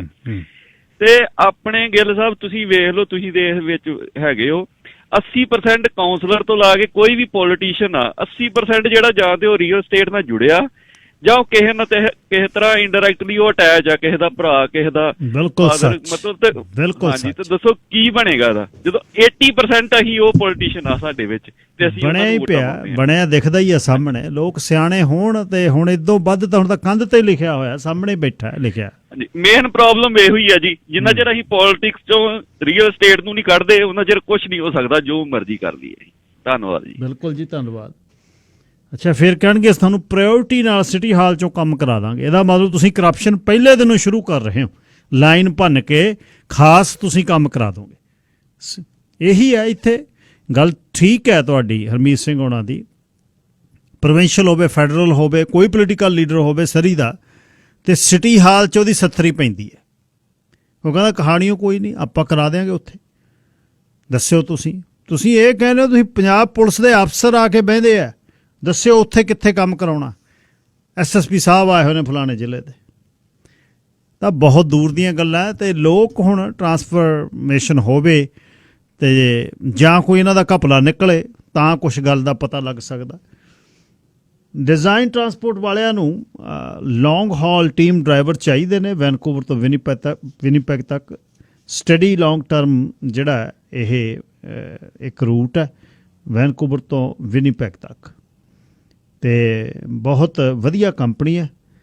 ਟੀਮ ਐਪਲੀਕੇਸ਼ਨ ਅਤੇ ਜਾਂ ਸਿੰਗਲ ਡਰਾਈਵਰ ਜਿਹੜਾ ਪਾਰਟ ਬਣਨਾ ਚਾਹੇ ਟੀਮ ਦਾ, 1 ਸਾਲ ਦਾ ਤਜਰਬਾ ਚਾਹੀਦਾ। ਪਹਾੜਾਂ 'ਚ ਤੁਹਾਨੂੰ ਟਰੱਕ ਚਲਾਉਣਾ ਆਉਣਾ ਚਾਹੀਦਾ, ਐਬਸਟਰੈਕਟ ਕਲੀਨ ਚਾਹੀਦਾ। ਅਤੇ ਅੱਜ ਹੀ 778 887 8653 7788878653 ਡਿਜ਼ਾਈਨ ਟਰਾਂਸਪੋਰਟ ਲਿਮਟਿਡ ਵਾਲਿਆਂ ਨੂੰ ਟੀਮ ਡਰਾਈਵਰ ਚਾਹੀਦੇ ਨੇ ਵੈਨਕੂਵਰ ਟੂ ਵਿਨੀਪੈਗ ਅਤੇ ਵਾਪਸ। ਬਸੰਤ ਮੀਟ ਸ਼ਾਪ 31940 ਸਾਊਥ ਫਰੇਜ਼ਰ ਵੇ ਐਬਸਫੋਰਡ ਮੈਡੋ ਫੇਅਰ ਪਲਾਜ਼ਾ 'ਚ ਹਰ ਕਿਸਮ ਦਾ ਮੈਰੀਨੇਟ ਕੀਤਾ ਮੀਟ ਤਿਆਰ ਮਿਲਦਾ ਹੈ। ਚਿਕਨ, ਲੈਂਬ, ਗੋਟ ਅਤੇ ਸਾਰਾ ਕੁਝ। ਵੈਜੀਟੇਰੀਅਨ ਆਪਸ਼ਨਸ ਵੀ ਨੇ, ਸੋਇਆਬੀਨ ਦੇ ਜਾਂ ਜਿਹੜੀਆਂ ਬਰਗਰ ਉਹਦੇ ਬਣੇ ਹੋਏ, ਟਿੱਕੇ ਉਹਦੇ ਬਣੇ ਹੋਏ, ਅਤੇ ਸੋਇਆ ਡਰਮ ਸਟਿਕਸ, ਮੁਰਗੇ ਦੀਆਂ ਟੰਗਾਂ ਵੀ ਉਹੋ ਜਿਹੀਆਂ ਬਣਾ ਕੇ ਸੋਇਆਬੀਨ ਦੀਆਂ, ਸੋਇਆ ਬ੍ਰੈਸਟ ਅਤੇ ਪਨੀਰ ਟਿੱਕਾ। 50 ਪੀਸ ਚਿਕਨ ਦੇ 15 ਮਿੰਟ 'ਚ ਬਾਰਬੀਕਿਊ ਕਰਦੇ ਆ। ਸੋਮਵਾਰ ਤੋਂ ਵੀਰਵਾਰ ਤੱਕ ਕੋਈ ਐਕਸਟਰਾ ਖਰਚਾ ਨਹੀਂ। 604 776 3535 ਬਸੰਤ ਮੀਟ ਸ਼ਾਪ। ਮਨਜਿੰਦਰ ਸਿੰਘ ਪੰਧੇਰ। ਸਰਦਾਰ Parminder Singh ji, line number 4। Hello ਜੀ। ਹੈਲੋ, ਹਾਂਜੀ ਬਾਈ, ਸਤਿ ਸ਼੍ਰੀ ਅਕਾਲ। ਸਤਿ ਸ਼੍ਰੀ ਅਕਾਲ ਧਾਲੀਵਾਲ ਸਾਹਿਬ। ਹਾਂਜੀ ਵੀਰ ਜੀ, ਪਹਿਲੀ ਤਾਂ ਗੱਲ ਕਰੂੰਗਾ ਮੈਂ ਫੋਟੇ ਬੈਠੀ ਜੀ। ਜਿਹੜਾ ਘਰ ਦੀ ਵੀਰ ਜੀ ਆ ਕੋਰੋਨਾ ਟਾਈਮ ਦੇ ਵਿੱਚ ਹੀ ਸਾਰੀਆਂ ਕਾਸਟਾਂ ਡਬਲ ਹੋ ਗਈਆਂ, ਜਿਹੜੀ ਬਿਲਡਿੰਗ ਕਾਸਟਾਂ ਸਿਟੀ ਕੰਮ ਸਲੋ ਹੋ ਗਿਆ। ਜਦੋਂ ਘਰ 5 ਲੱਖ ਦਾ ਬਣਦਾ ਸੀ, ਬਿਲਡਰ ਨੂੰ $40,000 45-50 ਇੰਨਾ ਕੁ ਬਣਦਾ, 10% ਬਣਦਾ ਸੀ। ਬਿਲਕੁਲ। ਹੁਣ ਘਰ 2 ਲੱਖ ਦਾ ਹੋ ਗਿਆ ਵੀਰ ਜੀ। ਜਿਹਨੇ 2 ਲੱਖ ਇਨਵੈਸਟਮੈਂਟ ਕਰਨਾ, 2 ਸਾਲ ਘਰ ਮਗਰ ਫਿਰਨਾ ਵਾ, ਉਹਨੂੰ ਉਹ ਵੀ 10% ਜਾਂ ਲਾਉਂਦੇ ਆ ਤਾਂ 2 ਲੱਖ ਬਣਦਾ। ਫਿਰ ਰੀਅਲ ਸਟੇਟ ਉਦੋਂ 2 ਮਿਲੀਅਨ, ਹੁਣ 2 ਮਿਲੀਅਨ ਦਾ 10%, 2 ਮਿਲੀਅਨ ਦੇ ਵਿੱਚ 2 ਲੱਖ ਬਣਦਾ ਜੀ। ਅੱਗੇ ਜਿਹੜੇ ਸੀਗੇ ਰੀਅਲ ਸਟੇਟ ਘਰ ਵੱਧ ਤੋਂ ਵੱਧ $7-8 ਦੋਨੇ ਪਾਸਿਓਂ 10,000 ਚ ਵੇਚ ਦਿੰਦੇ ਸੀ। ਹੁਣ ਉਹ 50,000 ਹੋ ਗਿਆ ਜੀ। ਜੇ ਹੁਣ ਜਿਹੜਾ ਇਹਨਾਂ ਨੂੰ $2,000 ਦਿੱਤਾ ਵਾ ਤੇ ਉਹਦੇ ਕਰਕੇ ਵੀ ਮਹਿੰਗਾਈ ਹੋਰ ਵੱਧ ਗਈ, ਲੋਕ ਕੰਮਾਂ ਤੇ ਨਹੀਂ ਜਾਂਦੇ, ਲੇਬਰ ਨਹੀਂ ਮਿਲਦੀ। ਜਦੋਂ ਵੀਰ ਜੀ ਲੀਡਰ ਨਾ ਕਰਪਟ ਹੋ ਜਾਣ, ਹੁਣ ਪਿੱਛੇ ਭਾਈ ਸਾਹਿਬ ਗੱਲ ਕਰਕੇ ਵੀ ਡਾਕਟਰ ਵੀਰ ਜੀ ਕਾਹਤੇ ਦੇਖਣ 12 ਸਾਲ ਲੱਗਦੇ ਆ ਡਾਕਟਰ ਬਣਨ ਦੇ। ਜਦੋਂ ਡਾਕਟਰ ਨਾਲ ਇਮੀਗ੍ਰੇਸ਼ਨ ਬੰਦਾ 12th ਗ੍ਰੇਡ ਸਾਲ ਦਾ 2 ਮਿਲੀਅਨ ਤੇ ਗੋਲਫ ਕੋਰਸ ਉਹਦੇ ਹੋਣ, ਡਾਕਟਰ ਵੀਰ ਜੀ ਕਿੱਦਾਂ ਕੰਮ ਕਰੂਗਾ?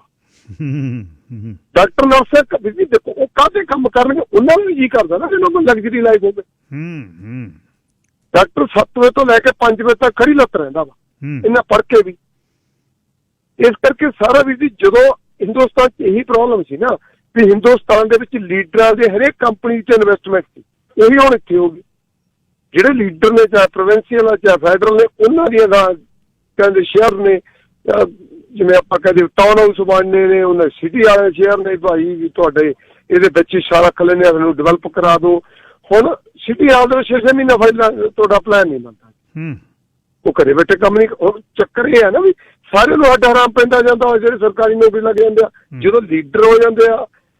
ਹੁਣ ਯੂਨੀਵਰਸਿਟੀਆਂ 'ਚ ਉਹਨਾਂ ਸਾਡੇ ਦਾਖਲੇ ਨਹੀਂ ਮਿਲਦੇ। ਅਸੀਂ ਕਮਿਊਨਿਟੀ ਵੀਰ ਜੀ ਇੱਕ ਗੱਲ ਤੋਂ ਚੰਗੀ ਲਾਈਫ ਲਈ ਆਏ ਸੀ ਕਿ ਸਾਡੀ ਲਾਈਫ ਵਧੀਆ ਹੋਊਗੀ, ਪਰ ਜਿਹੜੇ ਸਾਡੇ ਬੱਚੇ ਆ ਉਹਨਾਂ ਨੂੰ ਦਾਖਲੇ ਨਹੀਂ ਮਿਲਣੇ, ਫਿਰ ਉਹ ਹੋਰ ਪਾਸੇ ਗਲਤ ਪਾਸੇ ਜਾਂਦੇ ਨੇ।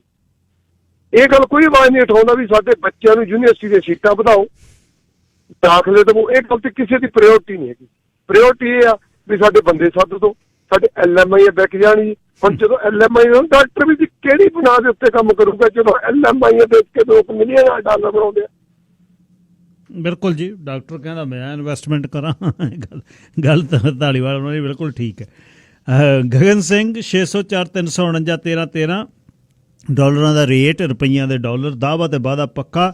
ਜਿੱਥੇ ਕਹੇ ਤੇ ਰਕਮ ਪਹੁੰਚੂ ਇੱਥੇ ਜਾਂ ਪੰਜਾਬ, ਅਲਾਂਭਾ ਕੋਈ ਨਹੀਂ। ਸਮੇਂ ਦੇ ਅਨੁਸਾਰ ਜਿਹੜੀ ਗੱਲ ਕਹਿਤੀ, ਜਿੰਨੇ ਵਜੇ ਕਹੇ ਤੇ ਡਾਲਰ, ਘੰਟਾ ਇੱਧਰ ਉੱਧਰ ਵਿੰਡੋ ਕਹਿੰਦੇ ਆ, ਅਤੇ ਮਨੀ ਰੁਪਈਏ ਉੱਥੇ ਤੇ ਡਾਲਰ ਇੱਥੇ। 604 349 1313 day to day wholesale cash and carry. ਹਰ ਰੋਜ਼ ਗਰੋਸਰੀ ਜਿਹੜੀ ਘਰ ਲਈ ਚਾਹੀਦਾ, ਤਾਜ਼ੇ ਫਲ ਸਬਜ਼ੀਆਂ, ਘਰ ਬੰਨਣਾ ਤਾਂ ਵੀ day to day wholesale cash and carry. Weekly special 604 503 87 87 78 ਤੇ 128 ਤੇ day to day wholesale cash and carry. ਆਖਰੀ ਕਾਲਰ ਸਟਾਰ ਕੁਲਵੀਰ ਸਿੰਘ ਲੇਲ ਜੀ। ਸਰਜੀਤ ਸਿੰਘ ਜੀ, ਤੁਸੀਂ ਵੀ ਸਾਰੇ ਲੋਕ ਬਹੁਤ ਰੌਲਾ ਪਾਉਂਦੇ ਆ ਵੀ ਆਪਾਂ ਨੂੰ ਇੱਦਾਂ ਕਰਨੀ, ਵੋਟ ਆਪਣੀ ਸੋਚ ਸਮਝ ਕੇ ਪਾਓ, ਪਰ ਜਿਹੜੇ ਸਾਡੇ ਸਿਰ ਤੇ ਦਿਮਾਗ ਲੱਗੇ ਉਹ ਨਹੀਂ ਖੁੱਲਦੇ। ਉਹਨਾਂ ਦੇ ਵਿੱਚ ਪ੍ਰੋਬਲਮ ਆ। ਅਸੀਂ ਮੁੜ ਕੇ ਸਾਡੀ ਜਿੱਦਾਂ ਨਾ ਬਹਾਦਰ ਨੂੰ ਗੇੜਾ ਕਢਾ ਲਈਏ, ਮੁੜ ਕੇ ਆ ਕੇ ਉਹਨੇ ਖੂਹ ਦੇ ਉੱਤੇ ਆ ਕੇ ਬਹਿਣਾ ਆ। ਅਸੀਂ ਮੁੜ ਕੇ ਸਾਰੇ ਸ਼ਰੀ ਦਾ ਗੇੜਾ ਕਢਾ ਲਓ ਵੀ ਆਪਾਂ ਆਹ ਕੰਮ ਕਰਨਾ, ਮੁੜ ਕੇ ਅਸੀਂ ਉਹਨਾਂ ਦੇ ਡੇਰੇ ਤੇ ਫੇਰ ਜਾਣਾ। ਸਾਡਾ ਇੱਥੇ ਆ ਕੇ ਦਿਮਾਗ ਟਿਕਿਆ। ਅਸੀਂ ਸੋਚ ਨਹੀਂ ਸੀਗਾ ਵੀ ਸਾਡੇ ਬੱਚੇ ਜਿਹੜੇ ਆਉਣ ਵਾਲੇ ਆ ਉਹਨਾਂ ਲਈ ਕੀ ਅਸੀਂ ਸੇਧ ਦੇ ਕੇ ਜਾਏ, ਕੀ ਛੱਡ ਕੇ ਜਾ ਰਹੇ ਹਾਂ ਨਾ। ਇਹ ਚੀਜ਼ਾਂ ਲਾਗੂ ਕਰਕੇ ਜਾ ਰਹੇ ਹਾਂ। ਪਰ ਅਸੀਂ ਜੇ ਸਕੂਲਾਂ ਦੇ ਵਿੱਚ ਜਾ ਕੇ ਬੱਚਿਆਂ ਨੂੰ ਇਹ ਚੀਜ਼ ਸਿਖਾਈ ਜਾਵੇ ਵੀ ਇਕੱਲੇ ਸਕੂਲ ਦੇ ਕੌਂਸਲਰ ਜਾਂ ਕੋਈ ਇੱਕ ਤਿਆਰ ਕੀਤਾ ਜਾਵੇ ਵੀ ਬੱਚਿਆਂ ਦੇ ਤੁਸੀਂ ਜਿਹੜੇ ਲੀਡਰ ਇਹਨਾਂ ਨੂੰ ਪਸੰਦ ਕਰਦੇ ਕਿ ਜਾਂ ਨਵੇਂ ਲੀਡਰਾਂ ਨੂੰ ਪਸੰਦ ਕਰਦੇ ਆ। ਬੱਚਿਆਂ ਦੇ ਦਿਮਾਗ ਵਿੱਚ ਚੰਗੀ ਗੱਲ ਪਾਈ ਜਾਵੇ, ਸਿਟੀਜ਼ਨ ਇੱਥੇ ਦੇ ਰਹਿਣ ਵਾਲੇ ਆ ਉਹ ਬਦਲਾਅ ਲਿਆ ਸਕਦੇ। ਜਿਹੜੇ ਸਾਡੇ ਬੰਦੇ ਆ ਜਿਹੜੇ ਆਪਾਂ ਆਪਣੀ ਏਜ ਦੇ ਆ ਉਹਨਾਂ ਨੂੰ ਤਾਂ ਨਹੀਂ ਲਿਆ ਸਕਣਾ। ਉਹਨਾਂ ਨੂੰ ਤਾਂ ਉਹੀ ਗੇੜਾ ਕੱਢ ਕੇ ਖੂਹ ਦੇ ਮੌਨ ਦੇ ਕੰਢੇ ਬਹਿਣਾ, ਆ ਗਏ ਉੱਥੇ ਹੀ ਬਹਿਣਾ ਆ ਕਿ ਸ਼ਾਮ ਨੂੰ ਪੈਗ ਮਿਲ ਜਾਂਦਾ, ਰੋਟੀ ਪਾਣੀ ਮਿਲ ਜਾਂਦਾ, ਚੱਲ ਠੀਕ ਆ ਜੀ, ਗੇੜਾ ਕੱਢੋ, ਘੁੰਮ ਕੇ ਉੱਥੇ ਆ ਜਾਓ। ਜਿਹੜੇ ਬੱਚੇ ਆ ਉਹਨਾਂ ਲਈ ਇੱਕ ਸਕੂਲਾਂ ਦੇ ਵਿੱਚ, ਕਾਲਜਾਂ ਦੇ ਵਿੱਚ ਜਾ ਕੇ ਕੋਈ ਇੱਦਾਂ ਦੀ ਸਪੀਚ ਚਾਹੀਦੀ ਆ। ਉਹਨਾਂ ਦੇ ਬੱਚਿਆਂ ਨੂੰ ਪਤਾ ਲੱਗੇ ਵੀ ਹਾਂ ਸਾਡੇ ਪੋਲੀਟੀਸ਼ੀਅਨਾਂ ਦੇ ਵਿੱਚ ਜਿਹੜੇ ਸਾਡੇ ਗਾਂਹ ਮਗਰ ਉਹਦੇ ਸਪੋਰਟਰ ਕੀ ਕਰ ਰਹੇ ਆ, ਅਸੀਂ ਕੀ ਕਰਨਾ। ਬੱਚੇ ਗਾਂਹ ਨਵੇਂ ਬੱਚੇ ਤੁਰਨਗੇ ਤਾਂ ਇਹ ਗੱਲ ਸੁਧਾਰ ਹੋਣਾ ਹੈ। ਪੁਰਾਣਿਆਂ ਤਾਂ ਇਹ ਗੇੜਾ ਇਹੀ ਰੱਖਣਾ, ਕੋਈ ਗੇੜਾ ਕੱਢੀ ਜਾਣਾ, ਕੋਲੂ ਦੇ ਬੋਲ ਲਾਂਗੋ, ਬਸ ਅੱਖਾਂ ਬੰਨ੍ਹਤੀਆਂ ਘੁੰਮੀ ਜਾਓ ਇੱਥੇ, ਬਸ ਠੀਕ ਹੈ। ਸਾਖਰਤਾ ਜਿਹੜੀ ਹੈ ਲਿਆਉਣੀ ਸਾਡਾ ਫਰਜ਼ ਹੈ। ਬਹੁਤ ਜ਼ੋਰ ਲਾ ਕੇ ਸਾਰਾ ਮੀਡੀਆ ਕੋਸ਼ਿਸ਼ ਕਰਦਾ, ਅਤੇ ਪਰ ਇਹਦੇ ਤੋਂ ਹੁਣ ਜਿਹੜਾ ਸਿੱਖਣਾ ਤਾਂ ਆਪਾਂ ਹੀ ਹੈ। ਥਾਣਾ ਸਦਰ ਜੀ ਅੱਜ ਲੱਗ ਗਈ ਹੈ। ਥਾਣਾ ਸਦਰ ਮੂਵੀ ਕੱਲ੍ਹ ਕਰਤਾਰ ਚੀਮੇ ਉਹਨਾਂ ਨੇ ਗੱਲ ਕੀਤੀ। ਵਧੀਆ ਫਿਲਮ ਹੈ, ਜਿਵੇਂ ਉਹ ਦੱਸ ਕੇ ਗਏ ਨੇ। ਪੁਲਿਸ ਦਾ ਇੱਕ ਅਲੱਗ ਰੂਪ ਉਹ 'ਚ ਦਿਖਾਇਆ ਹੋਇਆ, ਅਤੇ ਅੱਜ ਥੀਏਟਰਾਂ 'ਚ ਲੱਗ ਗਈ ਹੈ। ਵੇਖ ਕੇ ਆਇਓ ਥਾਣਾ ਸਦਰ। ਸੁਨੀਲ ਜੀ 30 ਸੈਕਿੰਡ ਨੇ ਜੀ ਤੁਹਾਡੇ ਕੋਲ। ਹਰਜੀਤ ਸਿੰਘ ਜੀ, ਡਰ ਤੇ ਭੰਬਲ ਭੂਸਾ ਵਿਕਦਾ ਆ, ਉਹ ਵੋਟਾਂ 'ਚ ਵਿਕ ਰਿਹਾ ਤੇ ਲੋਕੀ ਉਹਦਾ ਸ਼ਿਕਾਰ ਹੋ ਕੇ ਵੋਟਾਂ ਪਾਉਣਗੇ ਤੇ ਉਹੀ ਉਹਨਾਂ ਦਾ ਭਵਿੱਖ ਹੋਊਗਾ। ਧੰਨਵਾਦ ਜੀ। ਪਹਿਲਾਂ ਨਹੀਂ ਆਉਂਦੇ ਤੁਸੀਂ, ਅਖੀਰ 'ਚ ਆਉਂਦੇ ਹੋ ਹਰ ਰੋਜ਼ ਤੇ ਗੱਲ ਕਹਿ ਜਾਂਦੇ ਹੋ ਇਹੋ ਜਿਹੀ। ਚਲੋ ਜੀ, ਫਿਰ ਸੋਮਵਾਰ ਨੂੰ ਫਿਰ ਮੁਲਾਂਕਣ ਕਰਾਂਗੇ। ਸੋਮਵਾਰ ਨੂੰ ਪੈਣੀਆਂ ਨੇ ਵੋਟਾਂ, ਕੋਸ਼ਿਸ਼ ਕਰਾਂਗੇ ਤੁਹਾਡੇ ਤੱਕ ਸੁਨੇਹਾ ਪਹੁੰਚਾਉਣ ਦਾ। ਰੱਬ ਰੱਖਾ। ਉਹਨਾਂ ਦੀ ਈਗੋ ਐਡੀ ਹੈ ਵੀ ਉਹ ਆਪ ਪੰਜਾਬ ਆ ਕੇ ਪੰਜਾਬ ਦਾ ਮਸਲਾ ਹੱਲ ਨਹੀਂ ਕਰ ਰਹੇ। ਹੁਣ ਫੇਰ ਉਹਨੂੰ ਹਰੀਸ਼ ਰਾਵਤ ਨੂੰ ਕਹਿਤਾ ਸੋਨੀਆ ਗਾਂਧੀ ਜੀ ਨੇ ਵੀ ਜਾਓ ਵਿਵਾਦ ਸੁਲਝਾਓ ਪੰਜਾਬ ਦਾ। ਉਹ ਕਹਿੰਦਾ ਜੀ ਮੈਂ ਪੰਜਾਬ ਦਾ ਵਿਵਾਦ ਤਾਂ ਚਲੋ ਤੁਸੀਂ ਕਹਿੰਦੇ ਹੋ ਵਗ ਜੂ, ਇੱਧਰੋਂ ਪੰਜਾਬ 'ਚ ਚੋਣ ਹੈ, ਉੱਤਰਾਖੰਡ 'ਚ ਵੀ ਚੋਣ ਹੈ, ਕਿਤੇ ਪੰਜਾਬ ਦਾ ਵਿਵਾਦ ਸੁਲਝਾਉਂਦਾ ਮੈਂ ਉੱਤਰਾਖੰਡ 'ਚ ਤਿਆਰੀ ਨਾ ਕਰਾਂ, ਮੈਂ ਨਾ ਕਿਤੇ ਉੱਤਰਾਖੰਡ ਦੇ ਵਿੱਚ ਹਾਰ ਜਾ। ਸੋ ਇਹ ਮਸਲਾ ਉਹਨੂੰ ਵੀ ਸਤਾ ਰਿਹਾ ਹੈਗਾ। ਉਹ ਮਸਲਾ ਹੱਲ ਨਹੀਂ ਹੋ ਰਿਹਾ ਜੀ ਇਹਨਾਂ ਤੋਂ। ਕੁੱਲ ਮਿਲਾ ਕੇ ਸਥਿਤੀ ਇਹ ਹੈ ਜੀ। ਯੂਪੀ ਦੇ ਵਿੱਚ ਗਰੋਹ ਕੋਈ ਫੜਿਆ, ਬਹੁਤ ਕੁਛ ਉੱਥੋਂ ਆਉਂਦਾ। ਇੱਕ ਕੱਲ੍ਹ ਵੀਡੀਓ ਵਾਇਰਲ ਹੋ ਰਹੀ ਸੀ, ਇੱਥੇ ਚਾਹ ਦੇ ਵਿੱਚ ਡੁਬੋ ਕੇ ਨਾ ਜੀ ਅਸੀਂ ਰਸ ਬੜੇ ਛਕਦੇ ਹਾਂ ਇੱਥੇ ਵਾਲੇ, ਉਹ ਪੈਰ ਰੱਖੀ ਬੈਠਾ ਉੱਪਰ ਟਰੇ ਦੇ ਵਿੱਚ, ਅਤੇ ਨਾਲ ਰਸਾਂ ਨੂੰ ਅਤੇ ਜੀਭ ਫੇਰ ਕੇ ਪੈਕ ਕਰ ਰਿਹਾ।